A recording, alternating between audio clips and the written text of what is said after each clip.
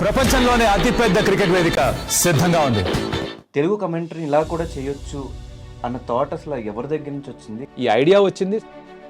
ఈ డైలాగ్స్ అన్ని ఇంక్లూడ్ చేయాలి, ఇట్లా ఎంటర్టైనింగ్ గా చేయాలి అన్న థాట్ మీకు ఎప్పుడు వచ్చింది? సచిన్ ఏ రోజు ఏ మ్యాచ్ లో ఎంత కొట్టాడు, ఎన్ని బాల్స్ లో కొట్టాడు, స్ట్రైక్ రేట్ సహా అందరికి బట్టి తెలుసు. ఇంకా అదే చెప్తే కొత్తగా ఉంటుందని చెప్పి అంటే చాలా మంది తెలుగు వాళ్ళకి కూడా ఆపర్చునిటీస్ రావట్లేదు. దాని రీజన్ ఏంటంటే హైదరాబాద్ క్రికెట్ క్లబ్ సరిగ్గా లేదు, అక్కడ పాలిటిక్స్ ఎక్కువ ఉన్నాయని చెప్పి చాలా మంది దగ్గర నుంచి వింటూ ఉన్నాయి ఇప్పటి వరకు. అది నిజమేనా? అదేమన్నా రీజన్ అవ్వచ్చు? అదొక్కటే రీజన్ నేను అనుకోను. మీరు కమెంటరీలో స్టార్ట్ చేసినప్పుడు మీ జర్నీ ఎలా స్టార్ట్ అయింది అసలు? ఇప్పటి వరకు ఎలా కంటిన్యూ అవుతూ వచ్చింది? నేను ఒక పార్ట్ టైం ఆర్జేగా చేసేవాడిని రెయిన్బో ఎఫ్ఎంలో 101.9. ఆర్సీబీని ఎందుకు ట్రోల్ చేస్తూ ఉంటారు మీరు సోషల్ మీడియా? అసలు ట్రోల్ చేయరు. అయ్యో 280 కూడా దాటనే.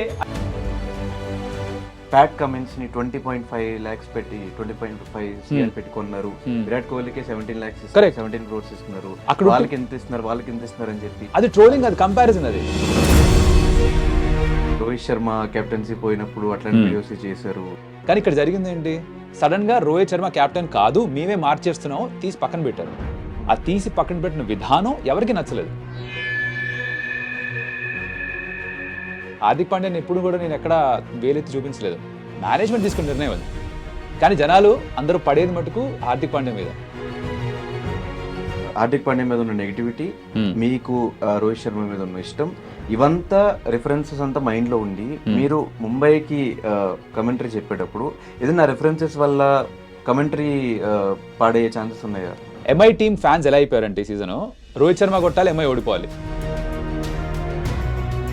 అక్కడ మ్యాచ్ లో ధోని ఉన్నా లేకపోయినా, అక్కడ సిఎస్కే మ్యాచ్ జరుగుతున్నా జరగకపోయినా ప్రతి మ్యాచ్ లో ధోని రెఫరెన్స్ తీసుకొస్తూ ఉంటారు. ఎందుకు? ఇప్పుడు ధోని కూడా ఈ బ్రాడ్కాస్ట్ ఇండస్ట్రీలో or Dhoni, Virat Kohli, Rohit Sharma for that matter, broadcast ఇండస్ట్రీలో వీళ్ళే టాప్ హీరోలు ప్రస్తుతానికి.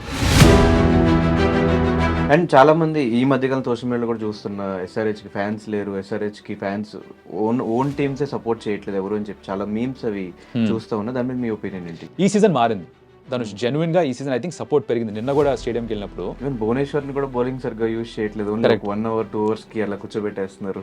అది అండ్ కమెంటరీ బాక్స్ నుంచి ఆన్ గ్రౌండ్ హోస్టింగ్, ఈ చేంజ్ ఎప్పుడు? ఈ చేంజ్ యాక్చువల్లీ ఇన్ని ఇయర్స్ మ్యాచ్ చూస్తున్నారు కాబట్టి ఆర్సీబీకి ఎక్కడ మైనస్ అవుతుంది అనుకోవచ్చు? కర్నూలు చౌక్ వెయ్యి కారణాలు అంటారు కదా, వీళ్ళకి ఫస్ట్ ఆప్షన్ లో మొదలవుతుంది. వరల్డ్ కప్ కోసం ఆడుతున్న టీం కోసం కాదు, ఎక్కువ బాల్స్ అని వేస్ట్ చేస్తున్నాడు అని చెప్పి ఒక టాపిక్ నడుస్తుంది. సెంచరీ చేసినా కూడా 71 balls. ఆ స్ట్రైక్ రేట్ ఎప్పుడు కూడా క్వశ్చన్ గా మారుతూ ఉంటుంది. కౌశిక్ ది కామెంటేటర్ గురించి కామెంట్లు ఇవ్వండి, కాంప్లిమెంట్లు ఇవ్వండి. కౌశిక్ ఎవడో మీకు తెలియదు. సో పర్సనల్ గా ఏదో తిట్టుకుంటూ పోతా అంటే. హాయ్, హలో, నమస్తే. నేను మీ anchor Dhanush. Welcome to I dream. So ఈరోజు నాతో పాటు ఉన్న గెస్ట్ కామెంటేటర్ అని చెప్పాలా, క్రికెటర్ అని చెప్పాలా, లేకపోతే ఆర్టిస్ట్ అని చెప్పాలా, హోస్ట్ అని చెప్పాలా, ఎన్నిట్లో ఆల్ ఇన్ వన్గా లాస్ట్ ఒక 3 seasons నుంచి బాగా పాపులర్ అయ్యారనమాట. అప్పటి నుంచి కంటిన్యూస్గా కామెంటరీ చెప్పుకుంటూ, అంటే ఒక తెలుగు రీజనల్ లాంగ్వేజ్ని ఇంతమంది ఇష్టపడతా, అటు ఇంగ్లీష్ని కూడా పక్కన పెట్టేసి తెలుగులో ఒక పక్కన ఎంటర్టైన్ అవుతూ కామెంటరీ చూస్తూ మ్యాచ్ని ఎంజాయ్ చేస్తున్నారంటే దానికి రీజన్స్ మన తెలుగు కామెంటేటర్స్. అందులో ఒకళ్ళు ఎన్సి కౌశిక్ గారు. పేరు పెద్దగా పరిచయం అక్కర్లేదు అనుకుంటా, అందరికీ ఆల్మోస్ట్ తెలుసు. అటు పాజిటివ్గా ఇటు నెగిటివ్గా సోషల్ మీడియాలో ఎప్పుడు వైరల్ అవుతూనే ఉన్నారు. ఆయనతో మాట్లాడేసి ఈరోజు మనకి తెలుసుకోవాల్సిన చాలా విషయాలు తెలుసు ప్రయత్నం చేద్దాం. Hi bro. Hi Dhanush, thanks for the introduction. ఎలా ఉన్నారు? చాలా బాగున్నా, మీరు ఎలా ఉన్నారు? చాలా బాగున్నా. First of all thank you so much. Invite చేసిన వెంటనే మీరు నో అని చెప్పకుండా, ఇప్పుడు అని చెప్పకుండా ఇమీడియట్గా రెస్పాండ్ అయ్యి వచ్చినందుకు. బేసిక్గా నేను అడుగుదాం అనుకున్న ఫస్ట్ క్వశ్చన్ ఏంటంటే, తెలుగు కామెంటరీ అని చెప్పి అప్పుడెప్పుడో ఎన్టీఆర్ గారు ఒక యాడ్ చేసిన తర్వాత తెలుగులో అసలైన మజా తెలుగులో చూద్దామని చెప్పి స్టార్ట్ చేసినప్పుడు చాలా మందికి వచ్చిన డౌట్ ఏంటంటే, తెలుగులో కామెంటరీ ఏంట్రా, ఎవడు చూస్తాడు అసలు ఏంటి, ఇది ఒక డౌట్ ఉండిపోయింది. అంటే వాళ్ళు ఇంగ్లీష్లో చెప్తారు, ప్రాపర్గా మక్కి దించి మనం ఇక్కడ చెప్పామంటే మన వాళ్ళు చూడరు. తెలుగు కమెంటరీ ఇలా కూడా చేయొచ్చు అన్న థాట్ అసలు ఎవరి దగ్గర నుంచి వచ్చింది? కామెంటేటర్ నుంచి, అంటే ప్రీవియస్గా మీ ముందు చేసిన వాళ్ళ దగ్గర నుంచి వచ్చింది, అంటే మీరే ఒక థాట్ పెట్టుకుని మీ సైడ్ నుంచి ఒక ఇనిషియేటివ్ తీసుకుని అట్లా స్టార్ట్ చేశారు? అసలు ఏం జరిగింది? ఓకే, దీనికి హిస్టరీ ఏంటంటే ఫస్ట్ ఇంగ్లీష్లో మాత్రమే కామెంటరీ ఉండేది, మీకు తెలిసిన విషయంగా. తర్వాత ఐ థింక్ 2011 ఆ ప్రాంతంలో హిందీలో స్టార్ట్ చేశారు.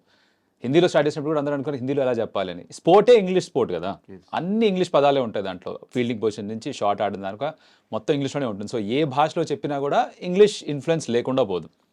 హిందీ కూడా జనాలకి అర్థం కావడానికి, నచ్చడానికి, ఇష్టపడడానికి ఒక 4-5 సంవత్సరాలు పట్టింది. అలాగే తెలుగులో 2018లో స్టార్ట్ చేసినప్పుడు ఆబ్వియస్లీ దానికంటే ముందర ఐ థింక్ సోనీలో చేసేవాళ్ళు, కాకపోతే స్పెసిఫిక్గా డెడికేటెడ్ ఛానల్ అంటూ లేదు అప్పుడు. 2018లో అప్పుడు కూడా స్పోర్ట్స్ ఛానల్ లేదు, స్టార్ మా గోల్డ్లో స్టార్ట్ చేశారు. తర్వాత 2019లో స్పోర్ట్స్ ఛానల్ 24/7 తెలుగు ఛానల్లో లాంచ్ చేశారు. సో ఈ ఐడియా వచ్చింది స్టార్ స్పోర్ట్స్ వాళ్ళకి. So credit to them for that. రీజనల్లో కూడా తీసుకెళ్దాం ప్రతి స్పోర్ట్ని అని.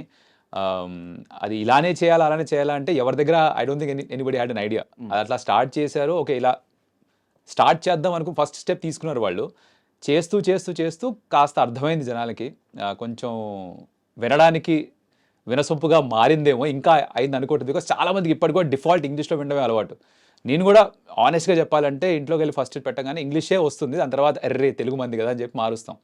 ఇంట్లో కూడా ఇప్పుడు నేను చేస్తున్నా కాబట్టి ఇంట్లో అమ్మ నాన్న తెలుగులో పెట్టి చూస్తారు, వాళ్ళ అబ్బాయి ఉన్నాడు కాబట్టి. బట్ లేకపోతే డిఫాల్ట్ ఎవరికైనా ఇంగ్లీషే. బట్ కాలక్రమేణా అది నెమ్మదిగా అలవాటు అవుతుంది. విని విని విని అర్థమవుతుంది. First of all just get use to it time పట్టింది, అది అయితే ఫ్యాక్ట్. అది ఇప్పుడు కొంచెం నెమ్మదిగా అలవాటు అవుతున్నట్టుగా అనిపిస్తుంది నాకు. కొంచెం అలవాటు కాదు, ఘోరంగా వైరల్ అవుతుంది కమెంటరీ వీడియోస్. మీరు సోషల్ మీడియా ఓపెన్ చేసి ఇన్స్టాగ్రామ్ స్క్రోల్ చేస్తూ ఉన్నప్పుడల్లా ఏదో ఒక వీడియో, ఒక తెలుగు కమెంటరీ ట్రోల్ అవ్వడమో వైరల్ అవ్వడమో ఏదో ఒకటి జరుగుతుంది. ఇనీషియల్గా నేను కూడా తెలుగు కమెంటరీ వచ్చినప్పుడు ఏదో సోచ్ చెప్తున్నారు ఎందుకు, మళ్ళీ ఇంగ్లీష్ అలవాటు అయిపోయింది. అందరికీ ఇంగ్లీష్ అలవాటు అయిపోయింది, ఇంగ్లీష్ పెట్టుకోవడం. వన్స్ మీరందరూ కమెంటరీ ఈ తెలుగు సినిమా డైలాగులు అవి ఇవి పట్టాభిషేకం మొదలు పెట్టండి ఇవన్నీ స్టార్ట్ చేసినప్పటి నుంచి తెలుగులోనే ఇంట్రెస్టింగ్ ఉంది, సర్లే వాళ్ళు షార్ట్ ఆడతారు మనం ఎంజాయ్ చేసుకుంటుందాం ఆ పాయింట్లోకి వచ్చేసింది. సో ఈ డైలాగ్స్ అన్ని ఇంక్లూడ్ చేయాలి, ఇట్లా ఎంటర్టైనింగ్గా చేయాలి అన్న థాట్ మీకు ఎప్పుడు వచ్చింది? సో నాకు స్టార్ట్ చేసినప్పుడు ఇలా చేసేవాడిని కాదు. నేను కూడా నార్మల్గా కొంచెం రిజర్వ్డ్గా చేసేవాడిని, బికాస్ నాకు కాన్ఫిడెన్స్ తక్కువ స్టార్ట్ చేసినప్పుడు. బట్ నెమ్మదిగా 1 సంవత్సరం 2 సంవత్సరాలు అయిన తర్వాత సరే అందరిలాగా చేస్తే, ఇప్పుడు అందరు ర్యాంకర్స్లా చేస్తే ధనుష్కి ఎందుకు ఒక స్పెషల్ మెన్షన్ వస్తుంది, మీ యూఎస్పీ మీకు ఉంటుంది. అలా నేను నా యూఎస్పీ ఎలా క్రియేట్ చేసుకొని ఆలోచించా. చిన్నప్పటి నుంచి స్కూల్లో కాలేజ్లో ఏ ప్రొఫెసర్ చెప్పింది, టీచర్ చెప్పింది గుర్తుంది అంటే ఎవరైతే ఎంటర్టైనింగ్గా చెప్పేవాళ్ళు, ఎవరైతే కొంచెం హ్యూమన్ మిక్స్ చేసి చెప్పేవాళ్ళో ఆ లెసన్సే గుర్తున్నాయి ఇప్పటికి కూడా, ఆ టీచర్సే ఇప్పటిదాకా గుర్తున్నారు. సో అదే ఫార్ములా ఇక్కడ కూడా వాడదాం అనుకున్నా. And I think eventually cricket ఎంత కాదన్నా ఒక ఎంటర్టైన్మెంటే, స్పోర్టే నిజంగానే. బట్ చూసేది ఎందుకు, ఎంటర్టైన్ అవ్వడానికి. అలాగే సినిమా చూసి ఎంటర్టైన్ అవుతాం, అలాగే క్రికెట్ చూసి కూడా మనం బేసిక్గా you have to feel good about it. సీరియస్గా ఏదో నాలెడ్జ్ ఇచ్చేయాలి అని చెప్పాల్సిన అవసరం లేదు. బికాజ్ ఈ స్పోర్ట్ అందరికీ తెలుసు ఇప్పటికే, ప్రతి ఒక్కళ్ళకి రికార్డ్స్ దగ్గర నుంచి సచిన్ ఏ రోజు ఏ మ్యాచ్లో ఎంత కొట్టాడు, ఎన్ని బాల్స్లో కొట్టాడు, స్ట్రైక్ రేట్ సహా అందరికీ బట్టి తెలుసు. షార్ట్స్ కూడా తెలుసు, ఏ షార్ట్స్ ఎక్కడ కొడితే తెలియదు, అన్నీ తెలుసు. ఇంకా అదే చెప్తే కొత్తగా ఉంటుందని చెప్పి నేను వాట్ ఐ థాట్ ఇస్ కొంచెం పాప్ కల్చర్ రెఫరెన్సెస్, మన సినిమా రెఫరెన్సెస్, లేకపోతే మీమ్స్ రెఫరెన్స్లు, లేకపోతే నాకున్న అలవాటు ఏంటంటే నేను ఇంజనీరింగ్ చేశాను కాబట్టి కాస్త ఫిజిక్స్, మ్యాథ్స్, కెమిస్ట్రీ ఏవో ఒకటి ఎవరో అందరికీ ఎలాగో కనెక్ట్ అవ్వాలి కదా అని ఐటీలో పనిచేసా కాబట్టి కాస్త కంట్రోల్-C కంట్రోల్-V అనడం, లేకపోతే ఐటీ రెఫరెన్స్లు ఇవ్వడము, ఇలాంటివో తీసుకొస్తే ప్రతి ఒక్కళ్ళకి కనెక్ట్ అవుతుందేమో అన్న ఒక ఎక్స్పెరిమెంట్. అది ఎక్కడో కాస్త పనిచేసినట్టుంది. కానీ ఎక్కడ ఎవరు అలా పట్టాభిషేకం కైండ్ ఆఫ్ కమెంటరీ ఎవరు చెప్పినా కూడా కౌశిక్కేనేమో అని అందరూ అనుకోవడం, దానికి మీరు అది నేను కాదురా నాయన అని మీరు సోషల్ మీడియాలో రియాక్ట్ అవ్వడం, అలా అలవాటు అయిపోయారు మీరు జనాలకి. Like that 2 sides to it కదా. ఇప్పుడు జంబులు ఎక్కడ జారుమిట్ కదా, అది నేను కాదు. సో జరిగింది ఏంటంటే కొంచెం జనాలు గుర్తుపడ్డం మొదలుపెట్టారు కాబట్టి ఎవరు చేసినా అది నేనేనేమో అనుకుంటున్నారు. So this good to it, bad to it. అంటే కాంప్లిమెంట్ ఇచ్చినప్పుడు కూడా నేను తీసుకోను, నాది కాదంటే చెప్పేస్తా. అలాగే కమెంట్లో కూడా నేను తీసుకోవాలి, అందుకని చెప్పేస్తాను జనరల్గా నాది కాదురా, నేను చేసింది కాదు ఇది. నేను చేసిన దానికి నాకు చెప్పినా చెప్పకపోయినా నేను చెయ్యని దానికి మటుకు నాకు నన్ను తిట్టకండి ఆర్ పొగడకండి, రెండు వద్దు నాకని చెప్పేస్తున్నా. But I think it comes with that. కొంచెం జనాలకి ఇప్పుడు అలవాటైంది కాబట్టి, తెలిసింది కాబట్టి, ఓకే ఈ వాయిస్ ఇతంది అని అనుకుంటున్నారు కాబట్టి, సిమిలర్గా వాయిస్ ఏమైనా వినిపిస్తే కౌశిక్ అని ఫిక్స్ అయిపోతున్నారు చాలామంది. ఇట్స్ నాట్ దట్, మిగతా వాళ్ళు కూడా డూయింగ్ అ గ్రేట్ జాబ్. అంటే ఒక క్రికెటర్ అవ్వాల్సిన పర్సన్, ఆ డ్రీమ్తో వచ్చిన పర్సన్ కామెంటరీ వరకే ఉండిపోయాడు ఎందుకు? ఆనెస్ట్గా చెప్పాలంటే ఆ లెవెల్ దాకా ఆడడానికి టాలెంట్ ఉంది, దాని తర్వాత టాలెంట్ లేదనే చెప్పాలి. ఇప్పుడు నేను ఏదో జరిగింది ఇది అదని కహానీలు చెప్పడం waste. I think I was good enough to play till under-19 హైదరాబాద్కి. తర్వాత ఓయూ యూనివర్సిటీకి ఒక సీజన్, ఒక ఇయర్ ఆడని రిప్రజెంట్ చేశాను. తర్వాత ఇంజనీరింగ్ స్టార్ట్ అయింది. ఇంజనీరింగ్కి వెళ్ళిన తర్వాత ఇట్ బికెమ్ డిఫికల్ట్. ఇంజనీరింగ్ చేస్తూ క్రికెట్ ఆడడం అనేది కష్టం అయిపోయింది. బికాజ్ అటెండెన్స్ ఈ గోల్ ఉండేదే కదా ఇంజనీరింగ్లో. ఎవరంతగా బ్యాక్ చేసి నువ్వు వెళ్ళు 3 రోజులు రాకపోయినా పర్లేదు, నువ్వు ప్రాక్టికల్స్ చేయకపోయినా పర్లేదు అని చెప్పేవాళ్ళు ఉండరు ట్రెడిషనల్ సెటప్ ఇంజనీరింగ్ అంటే. అది కుదరలేదు. నేను కూడా అంత హార్డ్ వర్క్ చేయలేదు ఏ మాట కా మాట. సో తప్పు నాదే, నా ఉద్దేశంలో తప్పు నాదే. అంటే చాలా మంది తెలుగు వాళ్ళకి కూడా ఆపర్చునిటీస్ రావట్లేదు. దాని రీజన్ ఏంటంటే హైదరాబాద్ క్రికెట్ క్లబ్ సరిగ్గా లేదు, అక్కడ పాలిటిక్స్ ఎక్కువ ఉన్నాయని చెప్పి చాలా మంది దగ్గర నుంచి వింటూ ఉన్నాయి ఇప్పటి వరకు. అది నిజమేనా? అదేమన్నా రీజన్ అవ్వచ్చు? అదొక్కటే రీజన్ నేను అనుకోను. పాలిటిక్స్ అనేది ప్రతి చోట ఉంటాయి. ఇప్పుడు హైదరాబాద్ మాత్రమే కాదు, వేరే అసోసియేషన్స్లో కూడా, వేరే స్టేట్ అసోసియేషన్స్లో కూడా పాలిటిక్స్ ఉంటాయి. కాకపోతే నాకు అనిపించే పెద్ద రీజన్ ఏమిట్రా అంటే టిపికల్గా హిస్టారికల్గా చూసుకున్నా సరే ఇండియన్ టీంలో ఎక్కువ ఆడిన వాళ్ళు ఎవరు అంటే ఎవరైతే మన డొమెస్టిక్ రంజీ ట్రోఫీ గెలుస్తారో ఆ టీమ్స్ నుంచి ప్లేయర్స్ ఎక్కువ ఉంటారు. ముంబై, ఢిల్లీ, నార్త్ వాళ్ళు ఎక్కువ గెలుస్తుంటారు కాబట్టి వాళ్ళు ఎక్కువ ఉంటారు. హైదరాబాద్ ఒకసారి గెలిచింది, అది కూడా చాలా చాలా కాలం అయిపోయింది. కర్ణాటక గెలిచినప్పుడు ఆ ప్లేయర్స్ వచ్చారు, తమిళనాడు వాళ్ళు గెలిచినప్పుడు ఆ ప్లేయర్స్ వచ్చారు. సో బేసిక్గా నోటీస్ అవ్వాలి అంటే టైటిల్ గెలవాలి, నాకౌట్స్ దాకా వెళ్ళాలి కనీసం. అది తక్కువ సార్లు జరుగుతుంది హైదరాబాద్కి. నౌ అగైన్ అది ఎందుకు తక్కువ సార్లు జరుగుతుంది అంటే పాలిటిక్స్ వల్ల కరెక్ట్ ప్లేయర్స్ రారా, ఇవన్నీ కథలు వేరే. బట్ ఈవెన్చువల్గా నాకౌట్స్ దాకా వెళ్ళరు కాబట్టి రికగ్నిషన్ అంతా దొరకదు ప్లేయర్స్కి. అండ్ కమెంటరీ చెప్పే వాళ్ళకి ఒక లిమిటేషన్ అంటూ ఏముండదా? ఉంటుందిగా, నోటుకు వచ్చిన బూతులు మాట్లాడలేంగా. బూత్లను కాదు అంటే హర్ష భోగ్లే రోజు కమెంటరీ మానేయడానికి రీజన్ ఏంటంటే ఒక షాట్ని వర్స్ట్ షాట్ అని చెప్పి కమెంటరీలో చెప్పడం వల్ల విరాట్ కోహ్లీ కంప్లైంట్ ఇవ్వడం, దానివల్ల ఆయన రాలేదు అని చెప్పి విన్నా. అదేదో నేను విన్నాను, ఎంతవరకు నిజమో తెలియదు. అంటే మధ్యలో కొంతకాలం తను చేయలేదు, బట్ మళ్ళీ తిరిగి వెనక్కి వచ్చేసారు. బీసీసీఐ ప్యానల్లో ఇప్పుడు ఉన్నారు ఆయన, కామెంటరీ చేస్తున్నారు. ఒకవేళ కామెంటరీ చేయకపోతే వేరే చోట ఆన్లైన్ ప్లాట్ఫామ్స్లో అక్కడ స్లో ఎక్కువ చేస్తున్నారు. కరెక్ట్, అది కూడా చేస్తూ ఉంటారు. సో ఇట్స్ నాట్ లైక్ వీళ్ళకి అగెయిన్స్ట్గా వెళ్తే ఇంకా అసలు పనే ఉండదు టైప్లో కాదు, ఎవరి లిమిటేషన్స్ ఉన్నాయని కాదు. ఉన్న బేసిక్ లిమిటేషన్స్ ఏంటంటే బూత్లు వాడకూడదు, ఆబ్వియస్లీ బేసిక్ సెన్స్ అది. ఈవెన్ షార్ట్స్ గురించి కూడా రాంగ్ గా మాట్లాడకూడదు అని విన్నా. అలాంటిదేమీ లేదు. I mean you can give your opinion. జనరల్గా చెప్తారు ఏంటంటే ఎక్కువ క్రిటిసైజ్ చేయకూడదు అంటారు. ఒకప్పుడు పాత కామెంటేటర్స్ ఉండేవాళ్ళు లైక్ రిచి బెనో ఇలాంటి వాళ్ళు ఏమన్నారు అంటే నెవర్ క్రిటిసైజ్ ఎ ప్లేయర్. ఏమన్నా ఉంటే ఎవరు బాగా ఆడారో వాళ్ళ గురించి చెప్పండి, ఎవరు బాగా ఆడలేదు వాళ్ళ గురించి మెన్షన్ చేయకపోయినా పర్లేదు కదా, అది వాళ్ళ స్టైల్. కొంతమంది మొహమ్మద్ చెప్పేస్తారు, ఇప్పుడు మనుషుల్లాగానే కొంతమంది అన్నీ స్వీట్గా చెప్తారు రేలంగమావిలాగా, కొంతమంది ఏమో కాస్త వెటకారంగా చెప్తారు, కొంతమంది ఏమో ఉన్నట్టుగా మొహమ్మద్ చెప్పేస్తారు. అది ఎవరి స్టైల్ వాళ్ళది, ఒక్కొక్కరి స్టైల్ ఒకరిది. నచ్చుతుంది, నచ్చని వాళ్ళకి నచ్చదు. అంటే ఏమి రిస్ట్రిక్షన్స్ ఉండి ఇట్లా మాట్లాడకూడదు అట్లాంటి ఏమి మీకు కామెంటరీలో స్టార్టింగ్ ఎప్పుడు చెప్పలేదు? అంతగా ఏముండవు, చెప్పాను కదా. అన్నెసరీగా లైక్ రీజనల్ బయస్ మీద వెళ్ళకూడదు, లేకపోతే కాస్ట్ స్లర్స్ ఏం వాడకూడదు. Anything which is controversial in terms of case వేయచ్చు, అలాంటివి ఏమన్నా అయిపోతే బూతులు మాడకూడదు. ఆబ్వియస్లీ కొన్ని పదాలు ఉంటాయి, అవి వాడకూడదు. రిలీజన్ గురించి మాట్లాడకూడదు, ఇలాంటివి ఉంటాయి బేసిక్ గైడ్ లైన్స్ అవి. అది ఎక్కడున్నా సరే, ఇప్పుడు మనం ఇంటర్వ్యూ చేస్తున్నా కూడా మీరు ఆబ్వియస్లీ ఒక నార్మల్ తెలుగులో మాట్లాడతారు, మనం ఇది ఆఫ్ కెమెరా వేరేగా మాడుకోవచ్చు మన ఫ్రెండ్స్ అయితే, అవి ఇక్కడ మాడడంగా అలాంటిది అది కూడా. ఓకే, మీరు కమెంటరీలో స్టార్ట్ చేసినప్పుడు మీ జర్నీ ఎలా స్టార్ట్ అయింది అసలు, ఇప్పటివరకు ఎలా కంటిన్యూ అవుతూ వచ్చింది? ఎట్లా స్టార్ట్ అయింది అంటే 2018లో మొదలైంది. దానికి కారణం నేను ఒక పార్ట్ టైం ఆర్జేగా చేసేవాడిని రెయిన్బో ఎఫ్ఎంలో 101.9. అక్కడ ఒక 5 ఏళ్ళు చేశా. ఫ్లో చూస్తున్న అర్థమవుతుంది ఆర్జే ఉంటారు అంటే ఐటీ జాబ్ చేస్తూ అది కూడా చేసేవాడిని. అక్కడ ఒక ఫ్రెండ్ తెలుసు, శ్రీనివాస్ అని అబ్బాయి. అతనికి స్టార్ స్పోర్ట్స్లో స్టార్ట్ చేస్తున్నప్పుడు ఛానల్ వాళ్ళు అక్కడ ప్రొడ్యూసర్ పరిచయం, వెంకట్ రెగల అంటాం. అతను శ్రీనివాస్ నా పేరు రెఫర్ చేయడం, దట్స్ హౌ నేను ఆడిషన్ ఇచ్చా. అలా స్టార్ట్ అయింది జర్నీ అలా స్టార్ట్ అయింది. ఫస్ట్ సీజన్ చేశాను. దాని తర్వాత 2019లో వాళ్ళు ఫుల్ ఫ్లెజ్గా ఛానల్ స్టార్ట్ చేసినప్పుడు వచ్చి జాయిన్ అవుతావా అన్నారు. అంటే వాళ్ళ రోల్స్లో కాదు, కాంట్రాక్ట్ ఇస్తాం కానీ ఫుల్ టైం చేస్తామని అడిగారు. ఇదేదో బాగుంది అనుకున్నా, ఎందుకంటే నచ్చిన స్పోర్ట్ గురించి మాట్లాడుతూ డబ్బులు కూడా ఇస్తామంటే ఎవరు కాదంటారు. So I said okay. ఇంట్లో వాళ్ళు పెద్దగా ఆ టైంలో కొంచెం కంగారు పడ్డారు, ఏంట్రా ఏం చేస్తున్నావు, ఐటీ జాబ్ ఇండియన్ చేస్తూ స్టేబుల్ ఇన్కమ్ వస్తుంది, అది వదిలేసి ఎప్పుడు లేనిది చేయండి కామెంటరీ ఏంటి, ఎంతకాలం ఉంటుందో కూడా తెలియదు కదా, అవసరమా అని.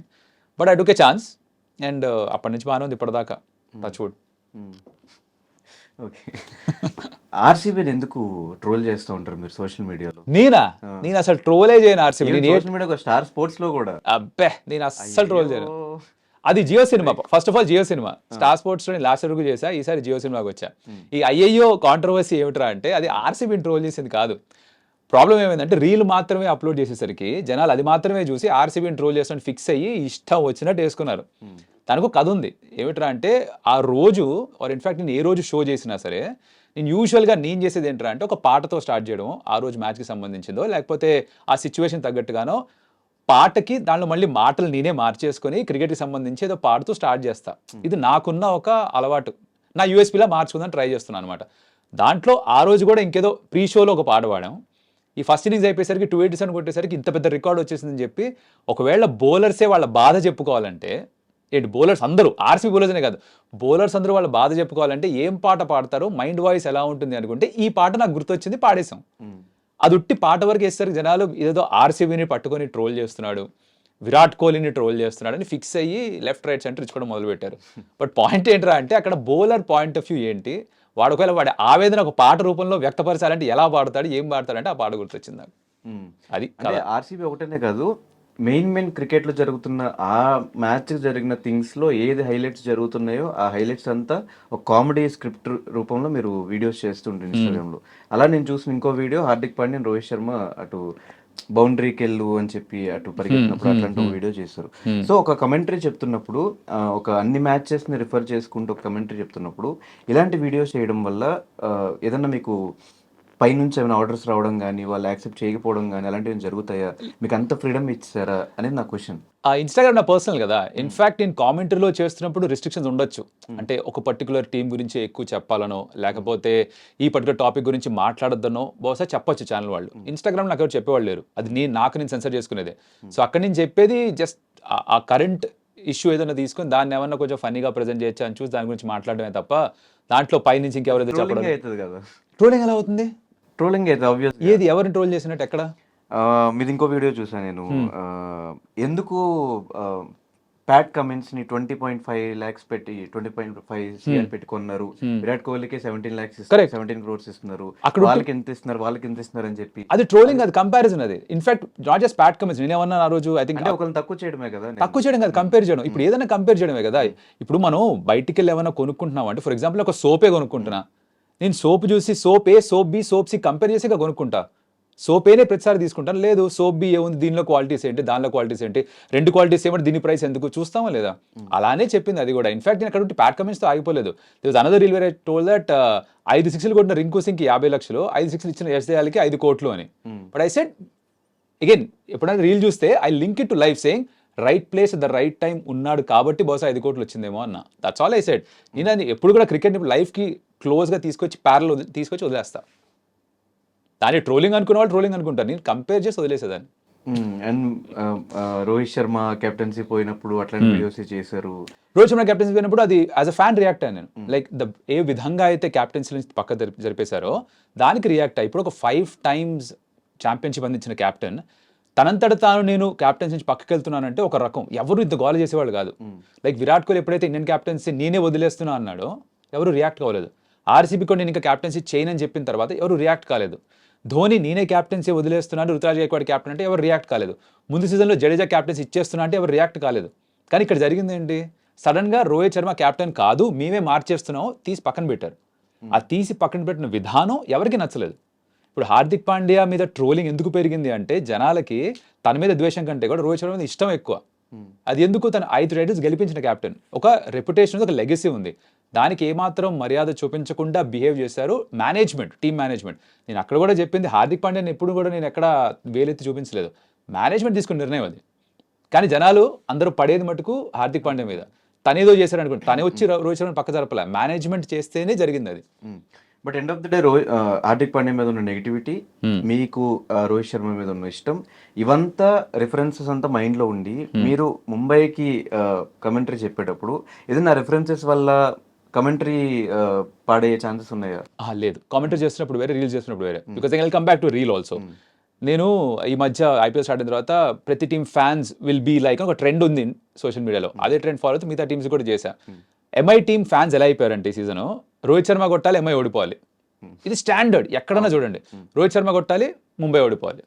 అంటే మీరు టీంని కాదు ఒక ప్లేయర్ని మటుకే ఐడలైజ్ చేస్తున్నారు, ఆ ఫ్యాన్డమ్ చూపిస్తున్నారు. వాట్ ఈస్ ఫ్యానిజం అన్నాడు ఏదన్నా అండి. దానికి నేను యాక్చువల్లీ ఐఎమ్ అగెయిన్స్ట్ దట్.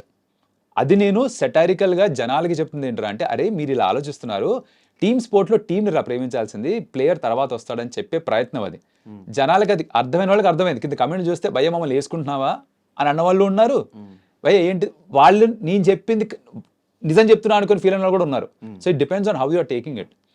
కామెంటరీలో మటుకు అది రాదు, బికాస్ కామెంటరీ చేస్తున్నప్పుడు నా సిచ్యువేషన్కి రియాక్ట్ అవుతా, ఆ మ్యాచ్కి రియాక్ట్ అవుతా, అక్కడ జరిగిన దానికే రియాక్ట్ అవుతా. దాంట్లో నేను హార్దిక్ పాండ్యా యాజ్ అ క్యాప్టెన్ని సపోర్ట్ చేయడమే ఉంటుంది, కానీ ఒకసారి ఫీల్డ్కి వెళ్ళిన తర్వాత బయట జరిగిన విషయాల గురించి అక్కడ నేను మాట్లాడను. సో మీ సర్కాజం, మీ వెటకారం, ఇవి మీకు పాజిటివ్సా నెగిటివ్సా? రెండు. ప్రతి విషయంలో కూడా ఏదైనా సరే దానికి 2 సైడ్స్ ఉంటాయి. కాయిన్కి హెడ్స్ టైల్స్ ఉన్నట్టే వెటకారం కూడా ఉన్నాయి. వెటకారంకి అర్థమైన వాళ్ళకి ఇది వెటకారం తెలుసు. అదే that's a form of humour. నాకు బాగా నచ్చే form of humour is satire. అది మూవీస్లో అయినా సిరీస్లో అయినా ఎక్కడైనా ఏ చూసినా సరే నన్ను బాగా అట్రాక్ట్ చేసేది satirical sense of humour. Satire చాలా ఇష్టం నాకు, వెటకారం చాలా ఇష్టం నాకు, వ్యంగ్యం చాలా ఇష్టం నాకు. అది రాతలో అయినా మాటల్లో అయినా పాటల్లో అయినా మూవీస్లో అయినా ఎక్కడైనా సరే నా కామెంటరీలో కూడా అదే వస్తుంది. నేను చేసే రీల్స్లో అయినా కూడా ఎక్కువగా అదే వస్తుంది. కానీ దానికి నచ్చిన వాళ్ళు ఉంటారు, నచ్చని వాళ్ళు వీడికి పొగరనుకుంటారు. ఐ నో కొంత సగం మంది పొగరనుకుంటారు, సగం మందికి అర్థమవుతుంది. సో ఎలా ప్రిపేర్ అవుతారు మీరు కమెంటరీ చేసేటప్పుడు? కొన్ని సింగిల్ లైనర్స్ వాడుతూ ఉంటారు అప్పుడప్పుడు కమెంటరీలో. ఇవంతా ముందే ప్రిపేర్ అయ్యి రాసుకుని ఈ మ్యాచ్లో ఇవి వాడాలి, ఈ మ్యాచ్లో ఇవి వాడాలి అని రాసుకుంటారా, లేదంటే అప్పటికప్పుడు ఆన్ స్పాట్ చెప్పేసే మాటలు అవన్నీ? ఫర్ ఎగ్జాంపుల్ విరాట్ కోహ్లీ రారాజు పట్టాభిషేకం అయితే ప్రిపేర్ అయింది కాదు, అది ఆటోమేటిక్గా వచ్చింది. ఇప్పుడు మొన్న ఐపీఎల్లో ధోని 6 కొట్టినప్పుడు ఆడు మగాడ్ర భుజ అనేది అది ముందరే అనుకున్నదే, ఎక్కడన్నా వాడదాం వస్తే అని. So it's a combination of both. అన్నీ అప్పటికప్పుడు ఆన్ ద స్పాట్ వస్తాయి, నేను తోపుని అనడానికి కూడా లేదు. కొన్ని ప్రిపరేషన్ ఉంటాయి, కొన్ని ఆ ఫ్లోలో when you get lost in the moment కొన్ని ఆటోమేటిక్గా వచ్చేస్తాయి. అంటే ప్రిపరేషన్ అంతా కూడా మ్యాచ్ కంటే ముందర, ఇన్ఫ్యాక్ట్ ఆ రోజు కాదు, ఈ చిన్నప్పటి నుంచి చేసినంత ప్రిపరేషన్ నా ఉద్దేశంలో. నేను చూసిన ప్రతి మ్యాచ్, నాకు చిన్నప్పటి నుంచి చూసిన ప్రతి మ్యాచ్ గుర్తుంది. ఇండియా ఆడిన ప్రతి మ్యాచ్ నాకు గుర్తుంటుంది. 1992 వరల్డ్ కప్ నుంచి అన్ని మ్యాచ్లు మెజారిటీ గుర్తుంటాయి నాకు. సచిన్ డెజర్ట్ స్టామ్ అయినా, తను ఎవరినెవరిని కొట్టాడు, ఎక్కడ కొట్టాడు, ఇవన్నీ గుర్తుంటాయి. ఇప్పుడు జరిగిన ఐపీఎల్ మ్యాచ్ అన్ని గుర్తుండకపోవచ్చు, కానీ అవి గుర్తున్నాయి. సో అదంతా నా ఉద్దేశంలో ప్రిపరేషన్. సో అవి నేను ఎక్కడన్నా కోరిలేట్ చేసుకునే ప్రయత్నమే చేస్తుంటాను. బికాజ్ ఆ రీకాల్ వాల్యూ ఎప్పుడు ఉంటుంది జనాలకి. చెప్తే అర్రే నిజమే కదరా అన్న ఫీలింగ్ కూడా వస్తుంది కదా, దానికోసం ట్రై చేస్తుంటాను. సో విరాట్ కోహ్లీ సెంచరీ చేసినప్పుడు మీరు ఇచ్చిన కామెంటరీ ఎవ్వరు మర్చిపోలేరు. మీరు బాగా రికగ్నైజ్ అయిన మ్యాచ్ అక్కడ నుంచి తిరిగిపోయింది అనుకోవచ్చా మీ లైఫ్? జనాలు రికగ్నైజ్ అవ్వడం, ఐ థింక్ రికగ్నిషన్ అక్కడ నుంచే వచ్చింది ఫర్ షూర్, డౌట్ లేదు. బికాజ్ అది ఐ థింక్ దట్ ఆ మూమెంట్ అలాంటిది. ఒకసారి ఆ ఎక్స్పీరియన్స్ షేర్ చేయండి, ఆ మూమెంట్ ఎక్స్పీరియన్స్. సో ఫస్ట్ నుంచి మ్యాచ్ ఎలా జరుగుతూ వచ్చింది, ఆ టైంలో మీకు ఏమనిపించింది? ఆ 3 సంవత్సరాల పాటు సెంచరీ లేదు కదా, అందరూ వెయిట్ చేస్తున్నారు ఎప్పుడు వస్తుందా అని. జస్ట్ లైక్ ఎవ్రీబడి నేను వెయిట్ చేస్తున్నా. బికాజ్ కామెంటరీ చేస్తున్నప్పుడు నేను ఫ్యాన్ కాదు, కానీ కామెంటరీ బయట నేను ఫ్యాన్ విరాట్ కోహ్లీకి. సో యాజ్ అ ఫ్యాన్ నేను కూడా ఎప్పుడు వస్తుందా సెంచరీ వెయిట్ చేస్తున్నా. బట్ నాకు ఒక విషయం తెలిసింది ఏంటి, సెంచరీ రాకపోయినంత మాత్రం తక్కువ అయిపోడు ప్లేయర్ అని తెలుసు. బట్ నేను కామెంటరీ చేస్తున్నప్పుడు my whole idea is that ఒక ఫ్యాన్ చూస్తున్నప్పుడు వాళ్ళు ఎలా రియాక్ట్ అవుతారు. ఇప్పుడు నేను నా ఫ్రెండ్స్తో కూర్చొని చూస్తుంటే ఆ షాట్కి, ఆ మూమెంట్కి, ఆ సెంచరీకి ఎలా రియాక్ట్ అవుతాం, లేస్తాం, హైఫైలు ఇచ్చుకుంటాం, హగ్ చేసుకుంటాం, గోల చేస్తాం, ఆనందంలో బూతులు మాట్లాడతాం, ఇవన్నీ వస్తాయి రైట్. అది న్యాచురల్ రియాక్షన్. అప్పుడు ఆ రోజు ఆ క్షణంలో వచ్చింది ఒక న్యాచురల్ రియాక్షన్. నేను ఒక ఫ్యాన్ లాగా రియాక్ట్ అయ్యా. That is all it was. దానికి ప్రిపరేషన్ లేదు, ఏమీ లేదు. మ్యాచ్ జరుగుతున్న సేపు ఒక ఐడియా ఉండింది, బాగా ఆడుతున్నాడు, ఇవాళ వస్తుందేమో. కానీ T20స్లో అప్పటిదాకా ఎప్పుడు సెంచరీ కొట్టలేదు ఇంటర్నేషనల్ లెవెల్లో విరాట్ కోహ్లీ. సో రాక టెస్ట్లో కాదు, ఓడియాలో కాదు, T20లో వస్తుందని ఎక్స్పెక్ట్ చేయలేదు ఎవరు. So when that happened it was like సర్ప్రైజ్తో పాటు రిలీఫ్ ఎందుకు, 1000 రోజుల తర్వాత వచ్చిన సెంచరీ అని. సో అన్నీ కలిపి ఓసారి అట్లా పేలింది అంతే సిచ్యువేషన్. మళ్ళీ అది ఇప్పుడు గుర్తుండదా ఏది అప్పుడు చెప్పిన మాటలు అంతా? అది ఆ లైన్ ఒకటి గుర్తుండిపోయింది. బికాజ్ అది నేను చెప్పడం తర్వాత మళ్ళీ ఒకసారి ఎక్కడో వాడాను. ఐ థింక్ 50th సెంచరీకి ఎక్కడో మళ్ళీ వాడే అది. బట్ జనాలు దాన్ని రకరకాలుగా వాడారు. ధోని ఎంట్రీకి పెట్టేసి, ఆర్ కబడ్డీ మ్యాచ్లో పెట్టేసి, ఎక్కడెక్కడో పెట్టేసి, కొంతమంది వాళ్ళు స్లో మోషన్ నడుచుకుంటే వెనకాల పెట్టేసి, ఇలా రకరకాల చోట్ల వాడేశారు. కాబట్టి అది విని ఆ లైన్ మటుకు ఆబ్వియస్లీ అందరికీ గుర్తుంటుంది. బట్ ఇప్పుడు బయట చెప్పమంటే ఎక్కడ రాదు అది. ఓకే. అండ్ ధోని టాపిక్ వచ్చింది కాబట్టి, అక్కడ మ్యాచ్లో ధోని ఉన్నా లేకపోయినా, అక్కడ సిఎస్కే మ్యాచ్ జరుగుతున్నా జరగకపోయినా, ప్రతి మ్యాచ్లో ధోని రెఫరెన్స్ తీసుకొస్తూ ఉంటారు. ఎందుకు కామెంటేటర్స్ అందరూ? ఇక్కడ అర్థం చేసుకోవాల్సిన విషయం ఒకటి ఉంది. ఇది కామెంటేటర్స్ రెఫరెన్స్ తీసుకొస్తున్నారంటే మొత్తం అంతా కామెంటేటర్స్ వాళ్ళ ఇష్టంతో చేసేవే కాదు. కొన్ని సందర్భాల్లో let's understand this whole broadcasting ఏంటి, ఒక బిజినెస్ రైట్. సమాజ సేవ కోసం చేసేదైతే కాదు. సినిమాలు కూడా ఎందుకు చేస్తారు, ప్రాఫిట్ కోసమే చేస్తారు. క్రికెట్లో మన ఛానల్స్లో చూసేదంతా కూడా ఎందుకు, వాళ్ళంతా డబ్బులు పెట్టి, అన్ని కోట్లు పెట్టి రైట్స్ కొనుక్కునేది ఎందుకు, దాని నుంచి వాళ్ళు డబ్బులు చేసుకుందామని. ఇట్స్ ఎ బిజినెస్లో ఏం చేస్తారు, ఏది ఎక్కువ అమ్ముడు పోతుందో దాన్నే చూపిస్తారు. ఇక్కడ ఎందుకు టాప్ లెవెల్ మూవీ హీరోస్కి మాత్రమే ఓపెనింగ్ ఎందుకు ఎక్కువ వస్తుంది, అంత మార్కెటింగ్ చేస్తారు కాబట్టి వస్తుంది. పదే వాళ్ళని చూపిస్తారు కాబట్టి వస్తుంది. పదే వాళ్ళ ప్రమోషన్ జరుగుతాయి కాబట్టి వస్తుంది. ఓపెనింగ్స్ అంత పెద్దగా రావాలంటే దాని ముందు ఎంత ఖర్చు పెడతారో ఒక 10% బడ్జెట్ పెట్టి ఈ ప్రీ రిలీజ్కి ఖర్చు పెడతారు. ఇప్పుడు ధోని కూడా ఈ బ్రాడ్కాస్ట్ ఇండస్ట్రీలో, or Dhoni, Virat Kohli, or Rohit Sharma for that matter, broadcast ఇండస్ట్రీలో వీళ్ళే తోప్ హీరోలు ప్రస్తుతానికి. సో వాళ్ళ మ్యాచ్ నెక్స్ట్ డే ఉంది, ఆర్ ఇవాళ ఆడుతున్నప్పుడు ధోని వస్తాడు తర్వాత అని ఆ ఇంటెన్సిటీ, ఆ క్యూరియాసిటీ మెయింటైన్ చేయాలి అంటే పదే చెప్పాల్సి వస్తుంది. అది బ్రాడ్కాస్టింగ్ పాయింట్ ఆఫ్ వ్యూ, అది వాళ్ళ విజన్. అది ఎలా అయితే ఒక ప్రొడ్యూసర్ మూవీని ప్రమోట్ చేసుకుంటూ ఉంటారో అలాగే ఒక ఛానల్ వాళ్ళ హీరోస్ని ప్రమోట్ చేస్తూ ఉంటారు. It's just that. కొంతమందికి ఇప్పుడు ధోనికి బాగా ఫ్యాన్ అయిన వాళ్ళకి తెగ నచ్చుతుంది అది, మిగతా వాళ్ళకి చెప్పింది ఎన్నిసార్లు చెప్తారా అనుకుంటారు. ఇప్పుడు నేనే చూసాను అనుకో మ్యాచ్, ఫర్ ఎగ్జాంపుల్ ఇంట్లో కూర్చొని 20 రోజులు మ్యాచ్ చూస్తే ఓవర్ 2 సార్లు వస్తే ఛీ అని నాకే అనిపిస్తుంది. బట్ పాయింట్ ఆఫ్ వ్యూ అది కాదు. మ్యాచ్ 20 ఓవర్లు చూసే ఆడియన్స్ ఉంటారు, మ్యాచ్ 1 ఓవర్ చూసి వెళ్ళిపోయే వాళ్ళు ఉంటారు, సరదాగా ఛానల్లోకి వచ్చి చూసి స్కోర్ చూసి వెళ్ళిపోయే వాళ్ళు ఉంటారు. వీళ్ళ సెన్స్ ఏంట్రా అంటే ఆ మధ్యలో వచ్చి వెళ్ళిపోతుంటారే వాళ్ళు వచ్చినప్పుడు చూస్తే అర్రే వస్తున్నాడా నెక్స్ట్ అని వాళ్ళని కూర్చోబెట్టాలి ఛానల్ ముందర. అది వాళ్ళ concept. Keep them on the channel, ఎక్కువ చేంజ్ చేయకుండా. ఎందుకంటే మధ్యలో వచ్చే యాడ్స్ తోటి డబ్బులు వస్తాయి, అలానే ఛానల్స్ రన్ అయ్యేది. It's all business man. అంటే వాళ్ళు చెప్పినా చెప్పకపోయినా మీ సైడ్ నుంచి కూడా కొంత ఇష్టంతో కూడిన ఒక ఇది ఉంటుంది. ఏమంటే ఒకవేళ లాస్ట్ బాల్ 6 runs కొట్టాలి అంటే ఇప్పుడు ధోనిలా ఫినిష్ చేస్తాడా అన్న ఆ రిఫరెన్స్ వాడతారు, అంటే మ్యాచ్ జరగకపోయినా. ఇలాంటి రిఫరెన్స్ మీ సైడ్ నుంచి వచ్చినాయి కదా.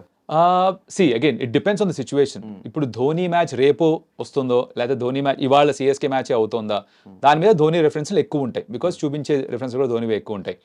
కొన్నిసార్లు ఏంట్రా అంటే ఇప్పుడు ధోని ఒక లెగసీ ఉంది. ఇండియాకి ఆడినంత సేపట్లో బెస్ట్ ఫినిషర్ ఎవడు వరల్డ్లో అంటే ధోని పేరే చెప్తారు.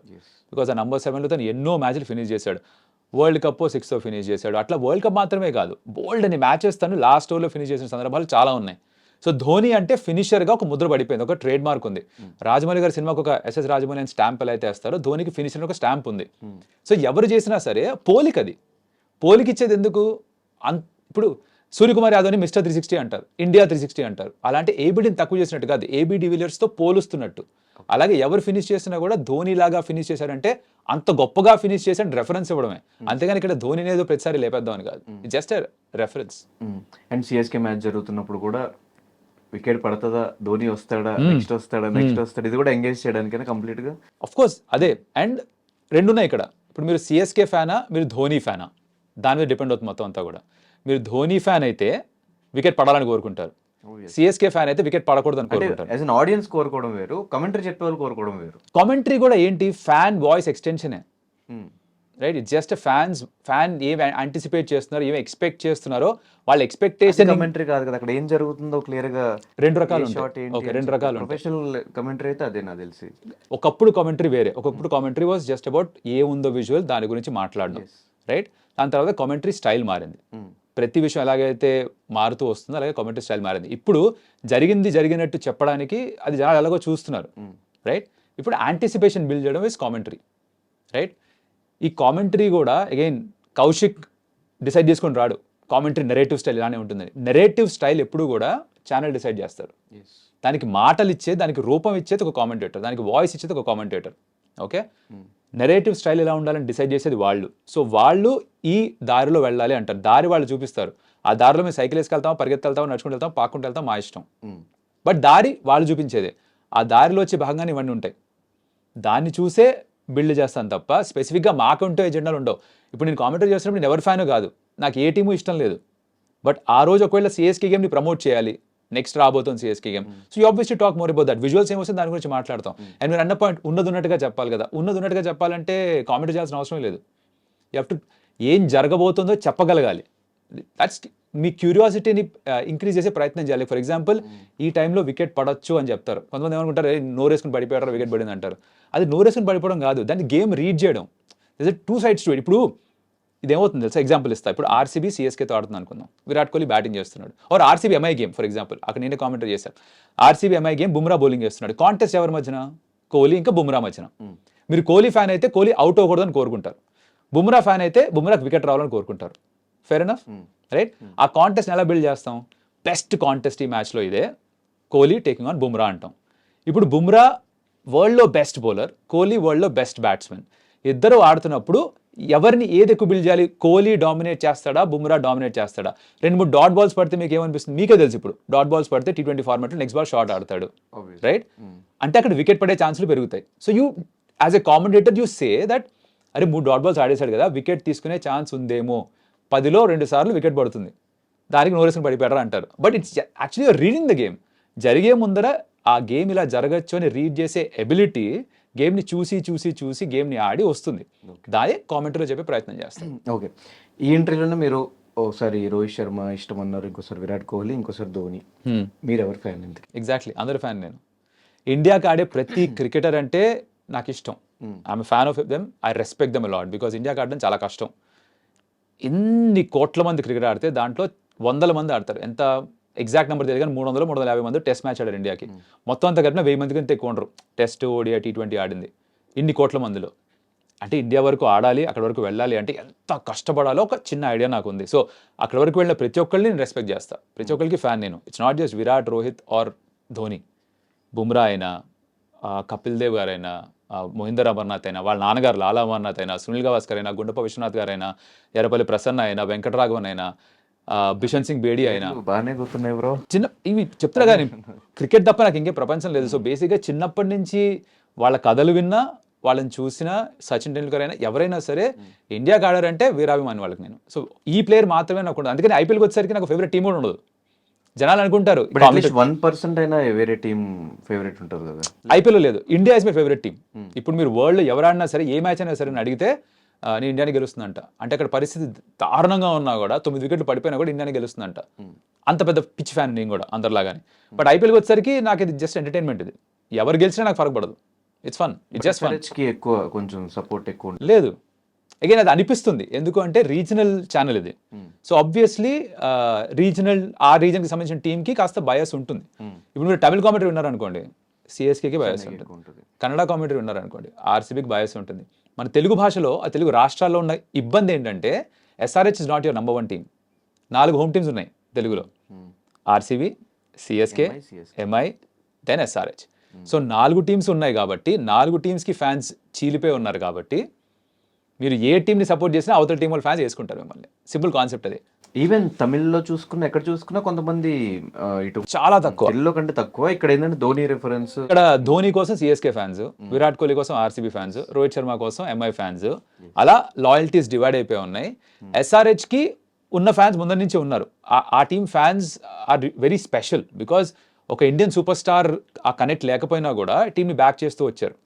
ఇప్పుడు సడన్గా బాగా పర్ఫామ్ చేస్తున్న దాని ఫ్యాన్స్ అయిపోలేదు ఎవరు, ముందు నుంచి కూడా చేస్తున్నా చేయకపోయినా దాన్ని పర్ఫామ్ బ్యాక్ చేస్తున్నారు. Similarly for RCB also, cup లేదు 16 సంవత్సరాలుగా, ఆయన కూడా బ్యాక్ చేస్తూనే ఉంటారు. What I'm saying is Telugu స్టేట్స్లో ఇలా చీలిపోయి ఉన్నారు ఫ్యాన్స్. సో మీకు ఎస్ఆర్హెచ్ గేమ్ వర్సెస్ ఆర్సీబీ ఉంటే ఆర్సీబీ ఫ్యాన్స్కి నచ్చదు, ఆర్సీబీ సిఎస్కే ఉంటే సిఎస్కే ఫ్యాన్స్కి నచ్చదు. ఇప్పుడు ఆర్సీబీ ప్లేని పొగిడితే వీళ్ళకి నచ్చదు, వీళ్ళ ప్లేని పొగిడితే వీళ్ళకి నచ్చదు. మీకు ఎగ్జాంపుల్ ఇస్తాయి. ఇప్పుడు నాకు సోషల్ మీడియాలో సిఎస్కే మ్యాచ్ అయింది అనుకోండి, ఆ రోజు వరుసగా రాత్రి నాకు బూతులు ఉంటాయి, ధోని తప్ప ఇంకేం మాట్లాడవా అని. ఓకే, ఆర్సీబీ మ్యాచ్ అయిపోయింది, కోహ్లీ సెంచరీ తప్ప ఇంకెవరి సెంచరీకి అసలు కామెంటరీ చేయవా, రోహిత్ శర్మకి ఎప్పుడైనా కామెంటరీ చేసావా అసలు అని చెప్పి తిడతారు. రోహిత్ శర్మ సెంచరీ వస్తే, రోహిత్ శర్మ పుల్ షాట్ గురించి ఏమైనా మాట్లాడితే ఎప్పుడైనా విరాట్ కోసం ఇట్లా కామెంటరీ చెప్పా, ఎందుకు అలా గుర్తించుకుని తిడతారు. ఓకే, అన్ని తప్పులు చేస్తుంటారు. లేదా నేను అందరి గురించి ఒకేలా మాట్లాడుతున్నా, మీరు ఏ టీం ఫ్యానో దాన్ని బట్టి మీ ఒపీనియన్ నా గురించి మారుతుంది. నా పాయింట్ ఆఫ్ వ్యూ అది. అండ్ చాలా మంది ఈ మధ్యకాలం సోషల్ మీడియాలో కూడా చూస్తున్న, ఎస్ఆర్హెచ్కి ఫ్యాన్స్ లేరు, ఎస్ఆర్హెచ్కి ఫ్యాన్స్ ఓన్ టీమ్సే సపోర్ట్ చేయట్లేదు ఎవరు అని చెప్పి చాలా మీమ్స్ అవి చూస్తూ ఉన్నా. దాని మీద మీ ఒపీనియన్ ఏంటి? ఈ సీజన్ మారింది ధనుష్, జెన్యున్ గా ఈ సీజన్ ఐ థింక్ సపోర్ట్ పెరిగింది. నిన్న కూడా స్టేడియంకి వెళ్ళినప్పుడు when I saw the match, అన్ని మ్యాచ్లు 250 దాడితే ఎగ్జాక్ట్లీ. సో ఐ థింక్ ఏమైందంటే పర్ఫార్మెన్స్ చాలా బాగా ఉండేసరికి, బయట జెర్సీలు అమ్ముతారు కదా, విరాట్ కోహ్లీ జెర్సీస్ మాక్సిమం జనాలు వేసుకుంటారు. కానీ ఇప్పుడు Pat Cummins Jersey, Klaasen Jersey కూడా జనాలు కొనుక్కొని వేసుకొని స్టేడియంలోకి వస్తున్నారు. అండ్ టాస్ జరిగినప్పుడు ఆర్ అదర్ ఎంట్రీ ఇచ్చినప్పుడు విరాట్ కోహ్లీ గ్రౌండ్లోకి రాగానే గట్టిగా అరిచారు. అది ఎక్స్పెక్టెడ్, రైట్? సౌండ్ నెక్స్ట్ లెవెల్లో ఉండింది. షాక్ అయ్యి ఏంట్రా ఇది ఇంత సౌండ్ వస్తుంది, తిరిగి చూస్తే విరాట్ కోహ్లీ ఎంట్రీ. ఓకే, అర్థమైంది. టాస్ అప్పుడు ప్యాట్ కమిన్స్ రాగానే అంతే గట్టిగా అరిచారు. నాకు అర్థం కాలేదు, టాస్లో Faf du Plessis Pat Cummins, Indian star ఎవరు లేడు, అంతే గట్టిగా అరుస్తున్నారు. బిగ్ స్క్రీన్లో ట్రావిస్ హెడ్ రాగానే అంతే గట్టిగా అరిచారు. సో ఇప్పుడు మీరు డెసిబల్ లెవెల్స్లో మెజర్ చేస్తే బహుశా కాస్త తక్కువ ఉండొచ్చేమో విరాట్ కోహ్లీతో పోలిస్తే. But what I'm trying to say is SRH కూడా అంతే ఫ్యాన్ బేస్ పెరుగుతోంది, ఎస్పెషల్లీ ఈ సీజన్లో. అంటే వార్నర్ బయటకు వచ్చిన దగ్గర నుంచి మరీ ఫ్యాన్ బేస్ డల్ అయిపోయింది అని చెప్పి, అది ఐ థింక్ వార్నర్ ట్రీట్ చేసిన విధానం వాళ్ళకి నచ్చలేదు ఫ్యాన్స్కి. ఎవరైతే టీంతో పాటు ట్రావెల్ అయ్యారో ఇన్ని సంవత్సరాలుగా, ఎవరైతే వార్నర్ని ఆడించలేదో, బెంచ్ చేశారు, తర్వాత టీంలో తీస్తారు, తర్వాత బ్లాక్ చేశారు సోషల్ మీడియా అని చెప్పి ఇవి కూడా వచ్చాయి. ఇవన్నీ చూసి కొంచెం హర్ట్ అయ్యారు ఫ్యాన్స్. బట్ నెక్స్ట్ సీజన్ మళ్ళీ ఎవరైతే వచ్చారో వాళ్ళు ఓన్ చేసుకున్నారు. ఇప్పుడు ఈ సీజన్లో ప్యాట్ కమిన్స్ అంత ఖర్చు పెట్టుకున్నప్పుడు నాకు ఆప్షన్లో టు బి ఆనెస్ట్ నచ్చలేదు. బికాజ్ ప్యాట్ కమిన్స్ ఆస్ట్రేలియాకి T20 ఆడు, అలాంటి ప్లేయర్ని 20 కోట్లు ఖర్చు పెట్టి తీసుకొచ్చారు, ఏమవుతుందా అనుకున్నాను నేను కూడా. బట్ ఇప్పుడు పర్ఫామ్ బాగా చేస్తున్నారు కాబట్టి, గెలుస్తున్నారు కాబట్టి మూవ్ కరెక్ట్ అనుకుంటాం. అదే కేకేఆర్లో ఇదే ప్యాట్ కమిన్స్ ఆడినప్పుడు ప్రతి మ్యాచ్లో 50 రన్స్ ఇచ్చాడు, ఒకే మ్యాచ్లో 50 కొట్టాడు బ్యాట్ తోటి. ఈవెన్ ఇక్కడ కూడా ఇస్తున్నాడు రన్స్, కాకపోతే కవర్ అయిపోతుంది క్యాప్టెన్సీ తోటి, బ్యాటర్స్ బాగా ఆడుతున్నారు కాబట్టి, రిజల్ట్స్ వస్తున్నాయి కాబట్టి మూవ్ కరెక్ట్ అనుకుంటున్నాను. నిన్న కూడా 50+ రన్స్ 55+ రన్స్ ఇచ్చాడు, ఆ మ్యాచ్ కూడా 50 కంటే ఎక్కువ ఇచ్చాడు. బ్యాట్ తోటి బాగానే చిన్న క్యామియో ఆడాడు. బట్ గెలుస్తున్నారు కాబట్టి తీసుకున్న నిర్ణయం కరెక్ట్ అనిపిస్తుంది, గెలవకపోతే నిర్ణయం తప్పు అనిపిస్తుంది. ఆ టైంలో నాకు రైట్ కాదేమో అనిపించింది, అంటే అంత డబ్బులు ఇవ్వడం ఒకే ప్లేయర్కి. But they back that. ఈ ఫ్యాన్స్ ఏమో అప్పుడు కూడా 20 crores మాడికి ఇచ్చారు అని వాళ్ళు ఓన్ చేసేసుకుంటున్నారు.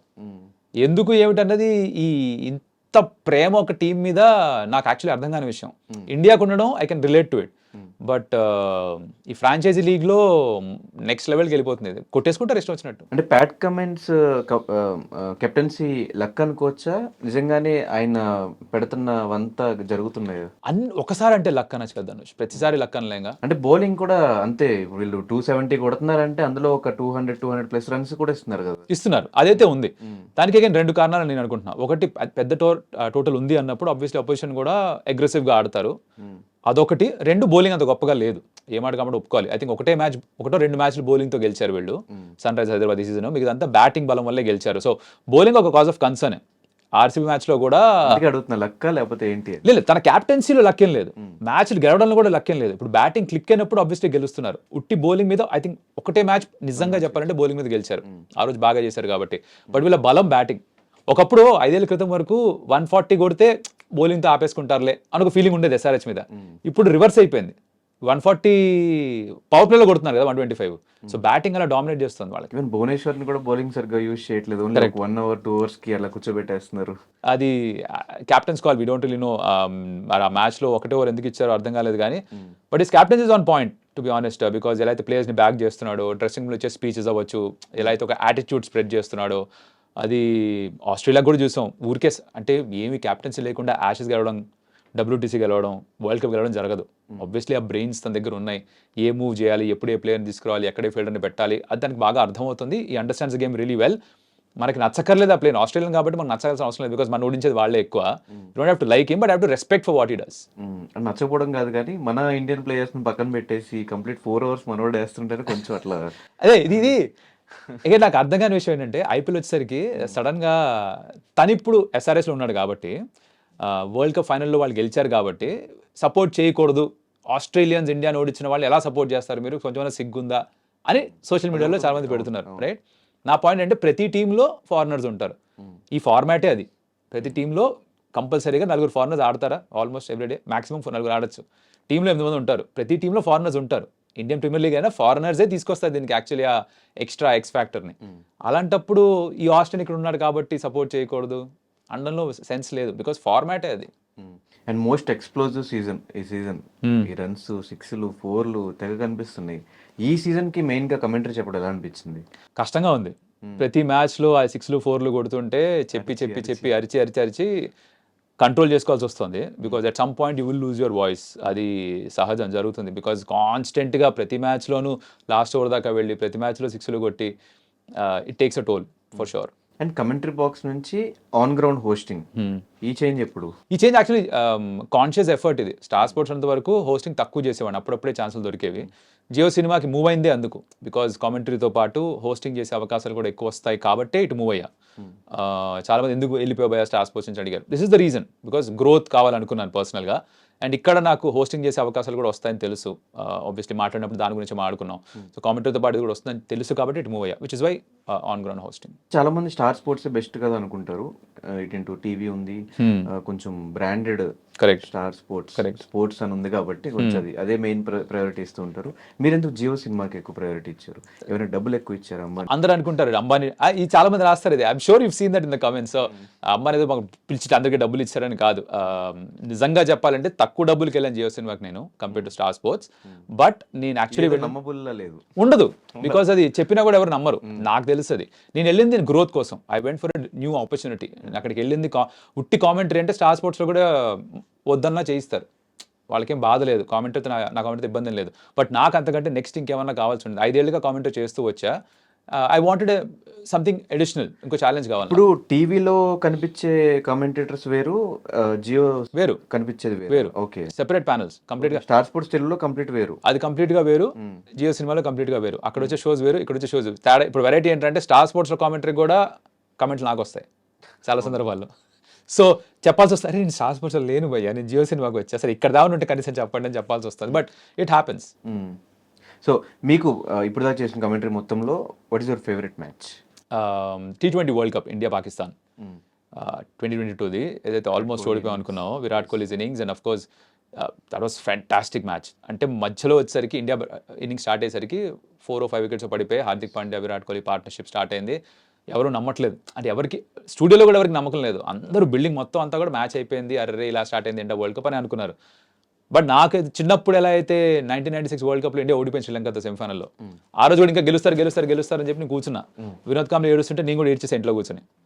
సో అలాంటి అదో పిచ్చి ఉంది నాకు ఇండియా మ్యాచ్లు అంటే. మళ్ళీ అదే చిన్నపిల్లాడు నాలో ఎక్కడి నుంచో వచ్చాడు తెలియదు కానీ పరకాయ ప్రవేశం చేసి లేదు రే వాళ్ళు గెలుస్తున్నాడు అని చెప్పి అందరికీ చెప్తూ తిరుగుతున్నాను అనమాట. రోజు ఇండియా గెలుస్తుంది ఎవ్రీబడి ఇస్ లైక్ లేదు కష్టం కానీ. But I kept believing that India will win. And ఆ మ్యాచ్ నేను లైఫ్లో ఎప్పుడు మర్చిపోలేను. హైయెస్ట్ మూమెంట్ నాకు అది. ఆ రోజు గొంతు కూడా పోయింది, అంటే ఆ ఎమోషన్లో గట్టిగా కామెంటరీ చేసేసి గొంతు పోతే నెక్స్ట్ డే మళ్ళీ కామెంటరీ చేయాలి. మామూలుగా చెప్పా గొంతు లేదు భయ్యా నేను చేయలేను కామెంటరీ అంటే. ఆ రోజు నాకు బ్రేక్ ఇచ్చారు, 24 గంటలు ఎవరితో మాట్లాడలేదు, సైలెంట్గా కూర్చున్నా. But I think it was worth it. So me commercials ఎలా ఉంటాయి? కమర్షియల్స్ ఎలా ఉంటాయంటే ఫస్ట్ ఇప్పుడే అంటానా? ఫస్ట్ అండ్ ఇప్పటిది నేను చెప్పను, because it's not fair to reveal that. Because ఏం జరుగుతుందంటే ABCD ఈ అందరు కంపేర్ చేసుకోవడం మొదలెడతారు, దానిలో గొడవలు అవుతాయి, రైట్? అండ్ ఎవరు కూడా మ్యాచ్ వైజ్ లేదంటే monthly, it depends on the nature of contract you have. Like కొంతమంది పర్ డే కాంట్రాక్ట్లో ఉంటారు, కొంతమంది మంత్లీ కాంట్రాక్ట్లో ఉంటారు, కొంతమంది సిరీస్ టు సిరీస్ కాంట్రాక్ట్లో ఉంటారు. ఇట్ ఆల్ డిపెండ్స్ వాళ్ళ అవైలబిలిటీ బట్టి, వాళ్ళకి ఎలాంటి ఇంట్రెస్ట్ ఉంది దాన్ని బట్టి, వాళ్ళు వేరే ఇంకేమైనా పని చేస్తున్నారు దాన్ని బట్టి contract keeps varying. So that's how it is. So ప్రతి ఒక్కరికి సేమ్ కాంట్రాక్ట్ అంటూ ఉండదు, ఒక్కొక్కరికి వేరే వేరే కాంట్రాక్ట్. మీ ఫస్ట్ రెమ్యునరేషన్ ఫస్ట్ టైం 28లో చేసినప్పుడు I was on a per day thing, 8,000 rupees ఇచ్చారు per day. బాగానే వచ్చినట్టు ఆ టైం కూడా. కరెక్ట్. అంటే ఇప్పుడు తెలుసు ఒక 80 ఇంకా 8 lakhs చేసండి, దానిలో పోయింది ఎవరైనా ఇస్తే బాగుంటుంది. పర్ మ్యాచ్ వినడానికి చాలా బాగుంది, అకామిడేషన్ మొత్తం వాళ్ళే చూసుకుంటారు. చాలా వినడానికి చాలా బాగుంది ఇది నిజంగా, దాని వినడానికి చాలా బాగుంది. ఎవరైనా ఇస్తే వాళ్ళే చూసుకుంటారు. ప్లీజ్ ఎవరైనా వినేసి ఇట్లా అనుకుంటున్నారు జనాలు, ప్లీజ్ దయచేసి ఇది ఇస్తే బాగుంటుంది, హ్యాపీగా ఫీల్ అవుతాం. స్టార్ స్పోర్ట్స్ లోకి వెళ్తే ఒక మ్యాచ్ ఫీజు ఉంటుంది, మ్యాచ్ ఎంత అని ఇస్తారు. Food, accommodation, flight tickets complete వాళ్ళే చూసుకుంటారు. తప్పకుండా ఫ్లైట్ టికెట్స్ అకామిడేషన్ వాళ్ళే చూసుకుంటారు. ఈ 80,000 ఏదో చెప్పారే మంచి నంబర్ ఒకటి ఇచ్చారు, ఫ్యాన్సీ నంబర్, అది ఇస్తే బాగుంటుంది అనుకుంటున్నాను. అంటే అప్పుడు 8,000 అంటే ఇప్పుడు ఆల్మోస్ట్ 5 years తర్వాత ఇస్తే బాగానే ఉంటుంది. అదే అంటున్నాను కదా, ఇస్తే ఎవడు కాదంటాడు, ఇవ్వకేగా గోల్ అంతా. సో ఇప్పుడు ఫ్యామిలీ వైజ్ రియాక్షన్స్ ఏంటి bro? They are happy, extremely happy. And చిన్నప్పటి నుంచి ఇంట్లో కూడా మా నాన్నకు కళ ఉండేది ఏంట్రా అంటే, వీడు లార్డ్స్లో డెబ్యూ చేస్తే నేను వెళ్ళి స్టాండ్స్లో కూర్చొని మ్యాచ్ చూడాలి అనుకున్నారు పాప ఆయన. జరగలేదు. కాకపోతే యూజువల్గా ఏంటి, క్రికెట్ ఆడేసిన తర్వాత సాధారణంగా కామెంటేటర్స్గా మారిపోతుంటారు. నీ మధ్యలో స్టెప్ వదిలేసి డైరెక్ట్గా అక్కడ దుంకేసా. So they are happy with that. నచ్చింది చేసుకుంటున్నాడు, దానికి డబ్బులు కూడా వస్తున్నాయి. సో నచ్చిన కామెంటేటర్ ఎవరు? నాకు చాలా మంది ఇష్టం. I think Harsha Bhogle is brilliant. ఆయన commentary is very different to everybody else, right? తన పాయింట్ ఆఫ్ వ్యూ, తన గేమ్ని చూసే విధానం, తన ప్లేయర్స్ని చూసే విధానం, సిచ్యువేషన్ని చూసే విధానం, తను వాడే పదాలు, ఫ్రేజెస్ కొన్ని ఉంటాయి, అవి చాలా ఇష్టం నాకు. రవిశాస్త్రి ఆయనది చాలా ఎంటర్టైనింగ్గా ఉంటుంది, right? Sunil Gavaskar technically very brilliant. Geoffrey Boycott commentary వినుంటే, మీకు క్రికెట్ అర్థం కావాలి అంటే, ఒక బ్యాటింగ్ పాయింట్ ఆఫ్ వ్యూలో టెక్నిక్ అర్థం కావాలంటే జెఫ్రీ బాయ్కాట్ కామెంటరీ వినాలి. మైకిల్ ఆథర్టన్ తన కామెంటరీ బాగుంటుంది. నాసర్ హుసేన్ ఇప్పుడు టెక్నికలీ ఎక్స్ట్రీమ్లీ కరెక్ట్ వీళ్ళంతా కూడా. అంటే అది వింటే మీకు కోచింగ్ క్లాస్ తీసుకున్నట్టే బేసికలీ, అలా ఉంటుంది. తెలుగులో కళ్యాణ్ కృష్ణ నాకంటే ముందు తనే స్టార్ట్ చేశారు. I like his commentary, very entertaining again. So ఇలా చాలా మంది ఉన్నారు. I like lot of people's commentary. అంటే మీరు స్టార్ట్ చేసినప్పుడు ఎవరు రిఫరెన్స్ ఎక్కువ తీసుకున్నారు? కొన్ని చూసి వెళ్తాం కదా. ఎవరిది తీసుకోలేదు, because I don't want reference తీసుకుంటే ప్రాబ్లం ఏమవుతుందంటే సబ్ కాన్షియస్గా యూ స్టార్ట్ ఇమిటేటింగ్ దెమ్. నాకు అది వద్దనుకున్నా స్టార్టింగ్ నుంచే.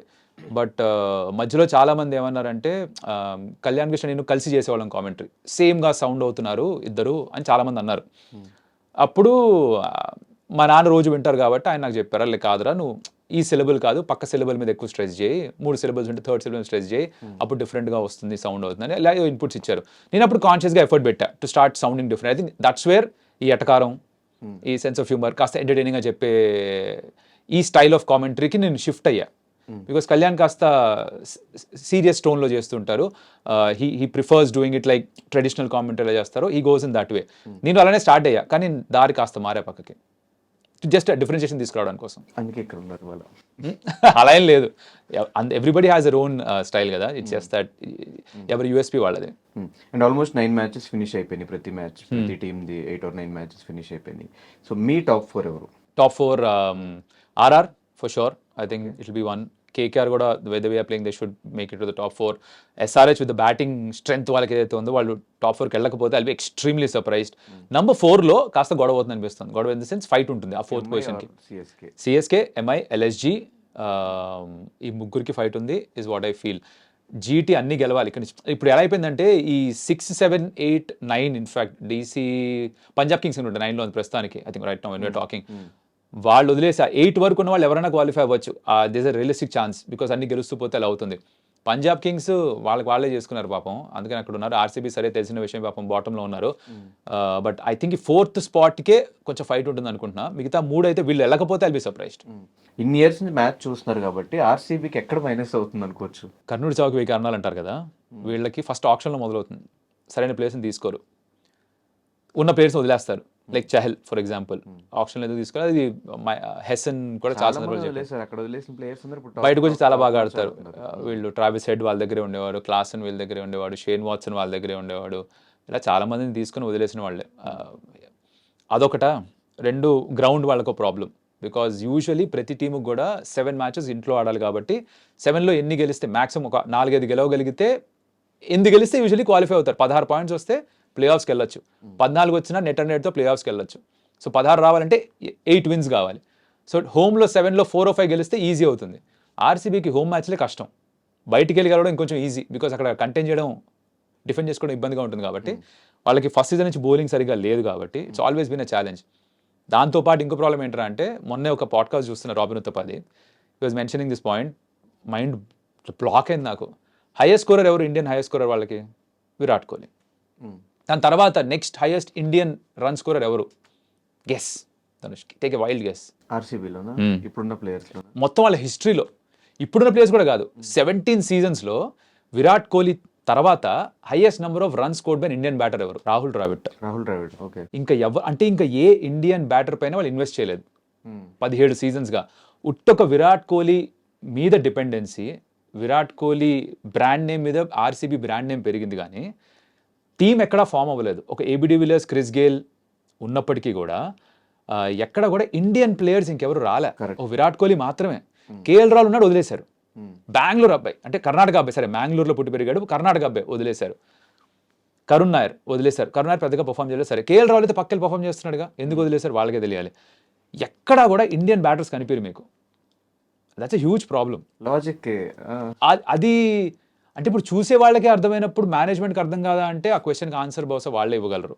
సో ఆప్షన్లో తీసుకునే డెసిషన్స్, ఆ గ్రౌండ్ వాళ్ళకు పెద్ద ప్రాబ్లం, బికాస్ డిఫెండ్ చేసుకోలేరు. ఎందుకురా డిఫెండ్ చేసుకోవాలంటే బౌలింగ్ వాళ్ళ దగ్గర ఉంటుంది. Again goes back to the ఆప్షన్లో సరైన బౌలర్స్ని పిక్ చేయరు. అండ్ బ్యాటింగ్లో విరాట్ తర్వాత ఇండియన్ బ్యాటర్స్ కనిపించరు. దట్స్ యువర్ ఆన్సర్, కనిపించరు. అందరూ వెయిట్ చేస్తున్నది ధోని నెక్స్ట్ ఇయర్ ఆడతాడా ఎవ్రీ సీజన్ నుంచి ఇదే క్వశ్చన్. అండ్ ఈ సీజన్ ఆయన టాప్ నాచ్, అసలు ప్రతి బాల్ హిట్టింగ్. ఎలా అనిపిస్తుంది మీకు? ధోని ఫ్యాన్ గా చూస్తే బాగుంది అనిపిస్తుంది, రైట్? బట్ మన ఇండియాలో ఉన్న విచిత్రం ఏంట్రా అంటే ప్రతి ఒక్కరికి హేట్ చేసే వాళ్ళు ఉంటారు, రైట్? ధోనిని కూడా ఎప్పుడు వేరే వాళ్ళ క్రెడిట్ తీసేసుకుంటాడు అని హేట్ చేసే వాళ్ళు చాలా మంది ఉన్నారు. విరాట్ కోహ్లీని కూడా హేట్ చేసే వాళ్ళు ఉన్నారు సర్ప్రైజింగ్లీ. రోహిత్ శర్మని హేట్ చేసే వాళ్ళు ఉన్నారు. అలాగే ధోనికి కూడా ఇష్టపడే వాళ్ళు ఎంతమంది ఉన్నారో, తన్ని ద్వేషించే వాళ్ళు అన్న పెద్ద తప్పు పడుతున్నా, అయిష్టం కొన్ని ఉన్న వాళ్ళు కూడా కాస్త మంది ఉన్నారు. వాళ్ళు ఏమంటారు, ఇంతే గొప్పగా బ్యాటింగ్ చేయగలిగితే పైకి వచ్చి బ్యాటింగ్ చేయొచ్చు కదా అని ఒక లాజిక్ వాడుతున్నారు. నా కౌంటర్ పాయింట్ ఏంటంటే, తను పైకి వచ్చి బ్యాటింగ్ చేయట్లేదు, దిస్ రీజన్ ఫర్ ఇట్.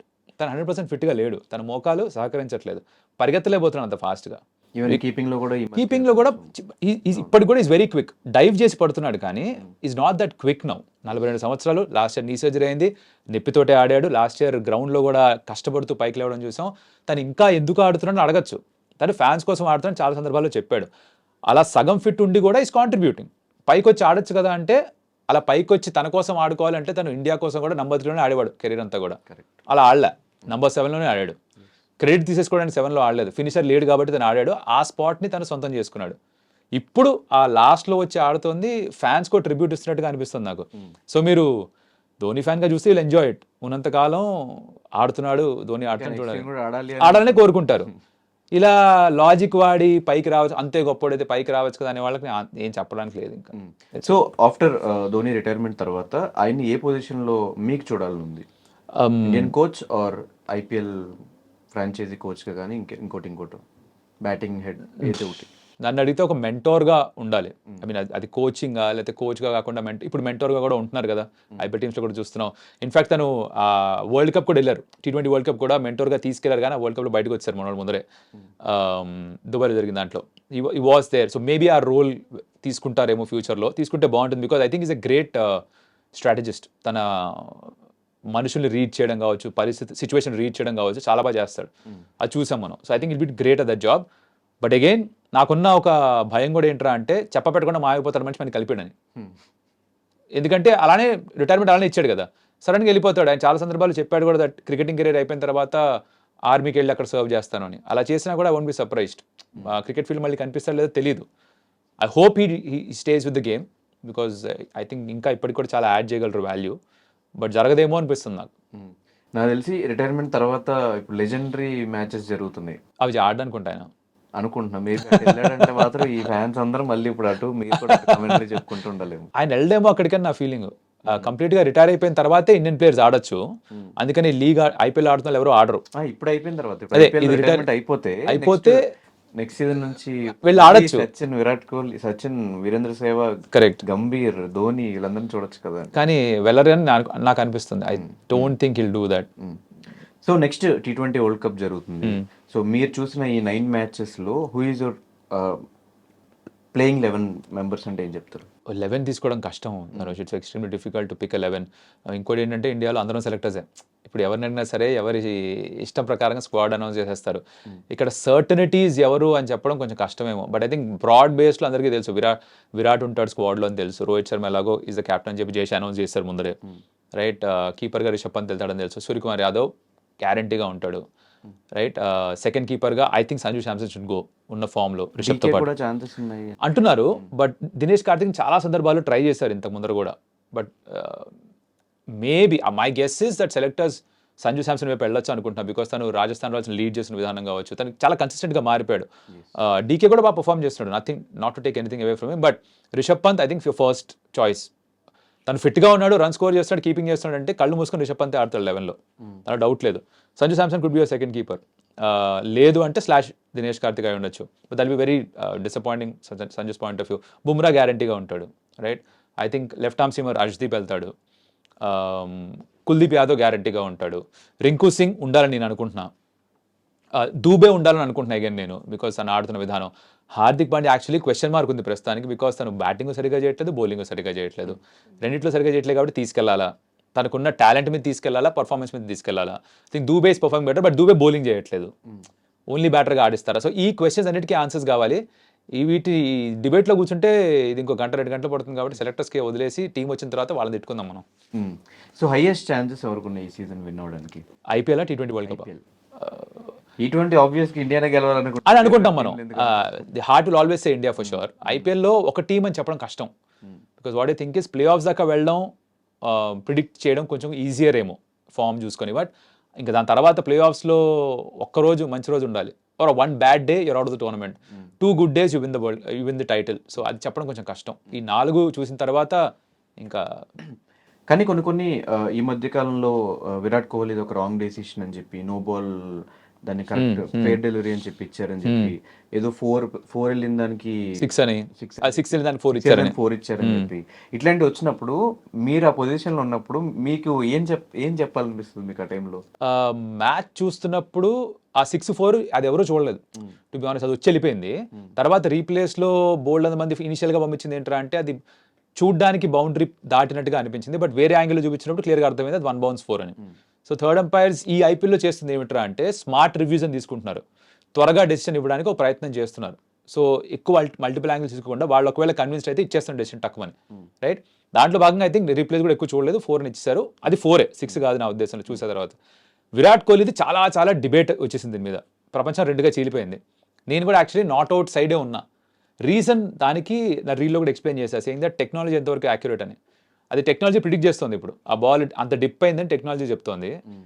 నా కౌంటర్ పాయింట్ ఏంటంటే ఎలా తెలుస్తుంది అంత డిప్ అవుతుందని, 100% యాక్యురసీ ఎలా చెప్తున్నావు అని.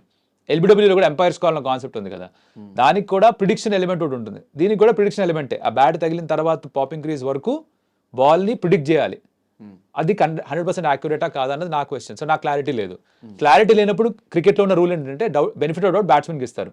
కానీ ఇక్కడ ఈ టెక్నాలజీ వాడి ప్రతి బ్యాటర్ని మెజర్ చేస్తున్నారు కాబట్టి వేస్ట్ వరకు హైట్ ఇది, తర్వాత బాల్ ఈ లెవెల్లో ఉంది, ఇది అది నమ్ముతున్నాం సీజన్ మొత్తం ఇదే అంటే అందరికీ అదే వాడితే ఇక రూల్ అందరికీ ఒకటే కాబట్టి ఒప్పేసుకోవాలి. సో మీరు కామెంటేటర్గా చూసే పాయింట్ ఆఫ్ వ్యూ వేరు, జనరల్గా మీరు ఇచ్చే విధానం వేరు. కామెంటరీ చేస్తున్నప్పుడు నేను ఫ్యాన్ కాదు, అది అయిపోయిన తర్వాత నేను మళ్ళీ ఫ్యాన్. నా వ్యూస్ అది నా పర్సనల్. నేను ఇన్స్టాగ్రామ్లో చెప్పేది నా పర్సనల్ వ్యూస్, యూట్యూబ్ నా ఛానల్లో చెప్పేది నా పర్సనల్ వ్యూస్. అక్కడ ఎవరు నాకేం చెప్పట్లా ఇలా చెప్పమని. కామెంటరీలో 100% నాది కాదు, వాయిస్ నాదే, బట్ ఆ నెరేటివ్ మొత్తం అంతా కామెంటేటర్ చేతిలో ఉండదు. సో అక్కడ మేము చెప్పేది కనిపించేది అవి వినిపించేది నేనే కాబట్టి డైరెక్ట్గా కాంప్లిమెంట్ అయినా కమెంట్ అయినా నాకే వస్తుందని నాకు అర్థమవుతుంది. I can understand that, but అది కంప్లీట్గా నా ఒపీనియన్ మాత్రమే కాదు. And negative reviews, negative comments పెట్టే వాళ్ళకి ఏం చెప్తారు? I think it's part of it. I think public స్పేస్లో ఉన్నప్పుడు, పబ్లిక్ డొమైన్లో ఉన్నప్పుడు ఇది స్టాండర్డ్ అనుకోండి, తప్పదు. I'm sure you also faces a lot. నచ్చే వాళ్ళు ఉంటారు, నచ్చని వాళ్ళు ఉంటారు. మామూలుగా కాదు, అది స్టాండర్డ్. అది ఇప్పుడు పొరపాటున విరాట్ కోహ్లీ స్ట్రైక్ రేట్ అని ఏమైనా అన్నాం అనుకో, మీదెక్కి తాండవం చేస్తారు, రైట్? అదే విరాట్ కోహ్లీ ఆ 75వ సెంచరీకి ఎత్తేస్తారు. ఎత్తిన వాళ్ళే ఇప్పుడు ఇండియాలో ఉన్న ఒక అలవాటు ఏంటంటే అంటే ఐదర్ ఫుల్ ఎత్తేస్తారు లేదా కంప్లీట్గా తొక్కి పారేస్తారు. ఆ ఎక్స్ట్రీమ్స్ మనకి బ్యాలెన్స్ ఉండదు. I think as a culture మనకి బ్యాలెన్స్ లేదు. ఐదర్ పీక్స్లో ఎలివేషన్ లేదా పీక్స్లో కింద పడి తొక్కేయడం, ఇది స్టాండర్డ్. ఈ స్ట్రైక్ రేట్ గురించి కూడా రీసెంట్ గా తెగ చర్చలు జరుగుతున్నాయి. విరాట్ కోహ్లీ స్ట్రైక్ రేట్ కోసం కూడా వరల్డ్ కప్ కోసం ఆడుతున్నాడు, టీం కోసం కాదు. ఎక్కువ బాల్స్ అని వేస్ట్ చేస్తున్నాడు అని చెప్పి ఒక టాపిక్ నడుస్తుంది. సెంచరీ చేసినా కూడా 71 బాల్స్. ఆ స్ట్రైక్ రేట్ ఎప్పుడు కూడా క్వశ్చన్ గా మారుతుంటుందని ఆడుతున్నప్పుడు they keep bringing that up. దాని మీద ఐ థింక్ మ్యాచ్ బట్టి మారుతూ ఉంటుంది అది. Like for example SRH RCB మ్యాచ్లో తను పవర్ ప్లేలో అగ్రెసివ్గా ఆడాడు. స్ట్రైక్ రేట్ 180 వరకు ఉండింది, 178 180. నీ కామెంటరీ అప్పుడు చేసినప్పుడు కూడా అన్నా, ఎవరైతే స్ట్రైక్ రేట్ గురించి మాట్లాడుతున్నారో అసలు స్ట్రైక్ రేట్ చూడండి, మీకు అర్థమైపోతుంది ఎందుకు ప్లేయర్ కావాలో అని. పవర్ ప్లే అయిపోయిన తర్వాత స్లో అయిపోయాడు మనిషి, 120 వచ్చింది. అవుట్ అయ్యేసరికి 118 120. ఎవరికి అర్థం కాలే. అంటే అక్కడ రజత్ పటిదార్ కొడుతున్నాడు కాబట్టి స్ట్రైక్ అతనికి ఇచ్చేసాడు సింగిల్ తీసుకొని, బట్ అక్కడ తన మొమెంటం పోయి తను స్లో అయిపోయాడు. ఇప్పుడున్న T20 ఫార్మాట్లో వరల్డ్ వైడ్ చూస్తే కనుక ఎవరు నెమ్మదిగా ఆడట్లే. అంటే 120 తక్కువ అని కాదు, కరెంట్ T20 లెవెల్స్లో 120 సరిపోదు. యూజువల్గా తన కెరీర్ మొత్తం 140 ఉంది, అది చాలు. తను 140లో ఆడుతూ చుట్టుపక్కల అందరూ 180లో ఆడితే కావాల్సిన స్కోర్ వచ్చేస్తుంది. కానీ మిగతా వాళ్ళు ఆ లెవెల్లో ఆడకుండా తను 120కి వచ్చేస్తే మనకు కావాల్సిన స్కోర్ రాదు. That is where people keep talking about it. But తనేదో సెల్ఫిష్, తన రికార్డ్స్ కోసం ఆడతాడు అన్నది కొంచెం మెచ్యూరిటీ లేని వాళ్ళు చెప్పే విషయాలు. సో నెక్స్ట్ ప్లాన్స్ ఏంటి బ్రో? ఓన్లీ కమెంటరీ అన్నా లేకపోతే ఇక్కడ నుంచి ఇంకెక్కడైనా? ఎక్కడ అంటే ఏమో నాకు తెలియదు, లేదంటే ఇంకెక్కడ సినిమాలకి వచ్చే అవకాశాలు ఉన్నాయా? ఆ ఇంట్రెస్ట్ ఏమన్నా ఉందా? కామెంటరీ చేస్తాను ఇప్పుడు అనుకోలేదు. అది వచ్చిన అవకాశం I said yes to it.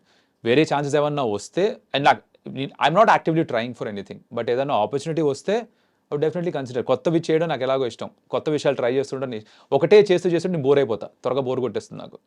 So కొత్త ఆపర్చునిటీ ఏ ఫీల్డ్లో ఎక్కడ వచ్చినా కూడా I'll be open to it. But it's not like నాకు ఏదో రెడీగా ఉన్నారు నా కోసం జనాలని, అలాంటిది లేదు. కానీ బట్ ఆపర్చునిటీ వస్తే అప్పుడు సే నో టు ఇట్.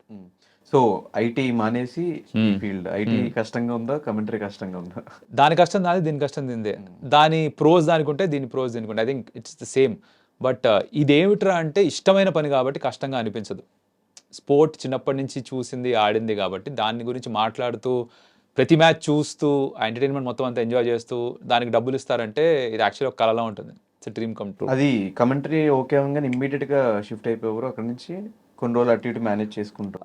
ఆ 2018లో మేనేజ్ చేయాల్సి వచ్చింది. బికాజ్ అది అక్కడ జాబ్ చేస్తూ వాళ్ళ దగ్గర పర్మిషన్ తీసుకొని 4 weeks లీవ్ తీసుకొని 2 weeks లీవ్ తీసుకొని కామెంటరీ చేశాను. 2019లో వాళ్ళు ఇంకా ఎక్కువ రోజు ఛానల్ స్టార్ట్ చేస్తున్నారు కాబట్టి ఎక్కువ రోజులు కావాలన్నారు.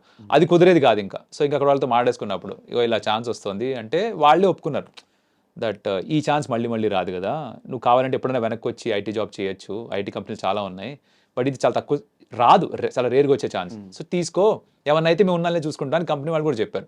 సో ఆ భరోసా వాళ్ళు ఇచ్చారు. సో ధైర్యంగా వెళ్ళిపోయా. ఎస్. సో ఫైనల్గా మా ఆడియన్స్కి ఏం చెప్తావు బ్రో? కమెంటరీలో చూసి ఎంజాయ్ చేసే వాళ్ళకి, ఇన్స్టాలో పెట్టిన వీడియోస్ కింద నెగిటివ్ కమెంట్స్ పెట్టే వాళ్ళకి, వాళ్ళందరికీ ఏం చెప్తావు బ్రో? ఇంత సపోర్ట్ చేసి కౌశిక్ అనగానే నిన్న ఉప్పల్లో కూడా అరుస్తున్నారు కదా బ్రో. అంటే one thing is I understand Dhanush that complement చేసేవాళ్ళు ఉంటారు, కమెంట్ చేసేవాళ్ళు ఉంటారు. నేను చేసే పని పబ్లిక్ డొమైన్లో ఉంది కాబట్టి ఇందాక అన్నట్టుగా రెండు ఉంటాయి. నాకు ఇది మాత్రమే కావాలి, అది వద్దు అని చెప్పడానికి లేదు. సో ఇష్టపడే వాళ్ళు ఉంటారు, ఇష్టం లేని వాళ్ళు ఉంటారు. I think I have to just learn ఎలా దాన్ని హ్యాండిల్ చేయాలో అంతే. బట్ నేను జనాలకి జనరల్గా చెప్పేది ఏంటంటే, ఈ ట్రోలింగ్ ఏదైతే చేస్తారో అది నాకనే కాదు ఎవరికి కూడా చేయకూడదు అనుకుంటా. ఊరికే మీకు ఒక పర్టిక్యులర్ హీరోనో, క్రికెటరో, ఇంకెవరో ఇష్టం కాబట్టి పొలిటికల్ పార్టీనో పక్క వాళ్ళని నోటుకొచ్చిన బూతులు వాడాల్సిన అవసరం లేదు. I think living in normal society, నార్మల్గా కూడా ఇప్పుడు ఆర్గ్యుమెంట్ నార్మల్గా కూడా చేసుకోవచ్చు. దానికి నేను మీ ఇంట్లో వాళ్ళని తిట్టక్కర్లేదు, మీరు నన్ను మా ఇంట్లో వాళ్ళని తిట్టక్కర్లేదు. నన్ను తిట్టినా సరిపోతుంది, నా పనిని తిట్టినా సరిపోతుంది. సో ఐ థింక్ ఎవరినైనా కూడా ఇప్పుడు యాంకర్ ధనుష్ తన యాంకరింగ్ గురించి కమెంట్ చేయొచ్చు, కాంప్లిమెంట్ ఇవ్వచ్చు. ధనుష్ గురించి చేయకూడదు. నాకు తెలియదు ధనుష్ ఎవరో, రైట్? కౌశిక్ ది కామెంటేటర్ గురించి కమెంట్లు ఇవ్వండి, కాంప్లిమెంట్లు ఇవ్వండి. కౌశిక్ ఎవడో మీకు తెలియదు. సో పర్సనల్గా ఏదో తిట్టుకుంటూ పోతా అంటే అది I understand the mature levels అంతే అని. బట్ అని చెప్పిన వాళ్ళు అది వినరుగా, అది మార్చలేంగా, అందరినీ మార్చే ప్రయత్నం చేయలేంగా. మొన్న బెట్టింగ్ గురించి రీల్ చేశా వెరైటీగా. నేను ఏమన్నా బెట్టింగ్ బంగారు రాజులు మీకోసమేరా, 4 ఆప్షన్లు ఉంటాయిరా, ఈ 4 ఆప్షన్లే ఎనీ మ్యాచ్ టాస్ విన్ను కలిపి 4 ఆప్షన్లు ఉంటాయి. ఒకటి నాది పెద్ద కాన్వర్జేషన్, నీకే తెలుసా, నువ్వు చెప్పే లాజిక్ తప్పు అనుకుంటావు. ఇంతకీ ఏంటరా అంటే వాడు బెట్టింగ్ చేస్తాడట, నేను బెట్టింగ్ ప్రమోట్ చేయకండి అని చెప్పాను కాబట్టి వాడు నన్ను వేసుకుంటున్నాడు. ఏమని, నీకేం తెలుసు బెట్టింగ్ గురించి, అంత యాక్యురేట్గా చెప్తున్నారంటే వాళ్ళు ఎంత హోంవర్క్ చేస్తుంటారు, ఏదో సొల్లు చెప్తున్నాడు. ఇలా ఉంటుంది. అంత మెసేజ్ పెట్టాడంటే వాడు ఎంత కనెక్ట్ అయ్యాడో దానికి అసలు అనుకున్నావు నువ్వు బాగా. తర్వాత నాకు అర్థమైంది, ఓకే వీడు ఎందుకు కనెక్ట్ అయ్యాడంటే వాడికి అగేన్స్ట్ గా నేను చెప్తున్నాను కాబట్టి కనెక్ట్ అయ్యాడు అని. అలా ఉంటాయి. సో ఫైనల్గా నేను మన తెలుగు హీరోల పేర్లు చెప్తాను. క్రికెట్లో వాళ్ళ రిఫరెన్సెస్ ఎవరున్నారు, ఎవరితో కంపేర్ చేయొచ్చు అనేది చెప్పండి. Okay. Chiranjeevi garu, Sachin Tendulkar, the OG. Reason సింపుల్గా, షార్ట్ అండ్ స్వీట్. సచిన్ ఎలా అయితే forever is going to be that iconic master. అంటే ఇప్పుడు సునీల్ గవాస్కర్ది ఒరిజినల్ లిటిల్ మాస్టర్ అంటారు, బట్ సచిన్ టెండూల్కర్కి అట్లీస్ట్ జనరేషన్ దట్ ఆ 90s చూస్తూ క్రికెట్ చూస్తూ పెరిగిన వాళ్ళందరికీ కూడా సచిన్ ఈజ్ గాడ్. అలాగే 90s మూవీస్ అందరికీ కూడా చిరంజీవి గారు ఈజ్ గాడ్. సో సింపుల్, అంతే రెఫరెన్స్, అది ఇంకేం లేదు. పవన్ కళ్యాణ్ గారు, ఓకే ఆయన కొంచెం ఎక్స్ప్లోజివ్ కాబట్టి విరాట్ కోహ్లీ. ఆ అగ్రెషన్ అవన్నీ ఉంటాయి కాబట్టి ఆయన స్పీచెస్లో కానీ మూవీస్లో కానీ I think it's Virat Kohli. Allu Arjun, stylish. I think it's right now probably Shubman Gill, extremely stylish. Okay. అతను ఆడే క్రికెట్ గురించి చెప్తున్నాను నేను అల్లు అర్జున్ ఎలా అయితే స్టైలిష్గా పర్ఫామ్ చేస్తారో ఆన్ స్క్రీన్, దాంతో కంపేర్ చేసి చెప్తున్నాను. Okay. Junior NTR, I think that's right now probably Rohit Sharma. Because ప్రతి ఫార్మాట్లో కూడా ఆ డైవర్సిటీ ఉంది తన దగ్గర. లైక్ జూనియర్ ఎన్టీఆర్ కూడా ఏ రోల్ ఇచ్చినా, ఏ మూవీస్లో ఎలాంటి జానర్లో పెట్టినా కూడా ఫిట్ అయిపోతారు. రోహిత్ శర్మ టెస్ట్లో ఇచ్చినా ఫిట్ అయిపోతాడు, T20లో ఫిట్ అయిపోతాడు, ఓడీలో కూడా ఫిట్ అయిపోతున్నాడు right now. Ram Charan, I think కామ్గా ఉంటాడు Ram Charan. So I think it probably be Dhoni. ఆ కామ్నెస్ ఇద్దరిలో కూడా కనిపిస్తుంది. He comes across as very కాన్ఫిడెంట్గా, కామ్గా, పెద్ద ఎక్కువ హంగామే ఉండదు. వెరీ కంపోజ్డ్ యాటిట్యూడ్, ఒక చిన్న యోగి కైండ్ ఆఫ్ ఫీలింగ్ అది ధోనిలో కూడా ఉంటుంది. వచ్చామా పని చేసుకున్నామా, వాళ్ళు పని చేసుకుని వెళ్ళిపోతారు సింపుల్గా. I think super. Thank you so much bro. And ఇలాగే మిగతా మ్యాచెస్ అన్నీ కూడా మాకు ఇలాగే ఎంటర్టైన్మెంట్ ఇస్తూ ఉండాలి. అండ్ రేపొద్దున T20 వరల్డ్ కప్ కూడా ఖచ్చితంగా చెప్తారు కాబట్టి. అబ్బే నేను చెప్పను అనుకుంటుంది, అది స్టార్ స్పోర్ట్స్లో ఉందిగా, నేను జియో సినిమాలో ఉన్నాగా, వాళ్ళు వేరుగా అట్లీస్ట్ ఛానల్లో ప్రొడక్షన్స్ అని ఇస్తారు కదా, అది పర్సనల్గా చూసుకుందాంగా. ఇట్లాగే రిమైనింగ్ మ్యాచెస్ అన్ని మమ్మల్ని ఎంటర్టైన్ చేస్తూ ఉండాలి. ఇట్లాగే ఇన్స్టాలో చాలా ఫాలో అవుతున్నాం మిమ్మల్ని, రీల్స్ అవంతా చూసుకుంటూ ఎంటర్టైనింగ్గా ఉన్నాయి. మేము ఏదైతే అనుకుంటున్నామో సేమ్ అది మీ మాటల త్రూ బయటకు వస్తున్నాయి. అండ్ అది చెప్పడానికి కూడా కొంచెం ధైర్యం ఉండాలి యాక్చువల్లీ. అంటే అదే ఫీల్డ్లో చేస్తా, అదే ఫీల్డ్ గురించి మాట్లాడాలి. కొంచెం అటు ఆ ట్రోలింగ్కి, ఆ సర్కాజంకి ఒక లైన్లో మీరు మెయింటైన్ చేస్తూ ఉన్న విధానం నచ్చింది. ఇలాగే ఎంటర్టైన్ చేస్తుండండి. ఇంకా లైఫ్లో మంచి మంచి సినిమాలు కూడా చేయాలి, కామెడీ వీడియోస్ కూడా చేయాలి అని మనస్ఫూర్తిగా కోరుకుంటూ thank you so much bro and all the very best. Thank you so much Dhanush, it was wonderful. Thank you.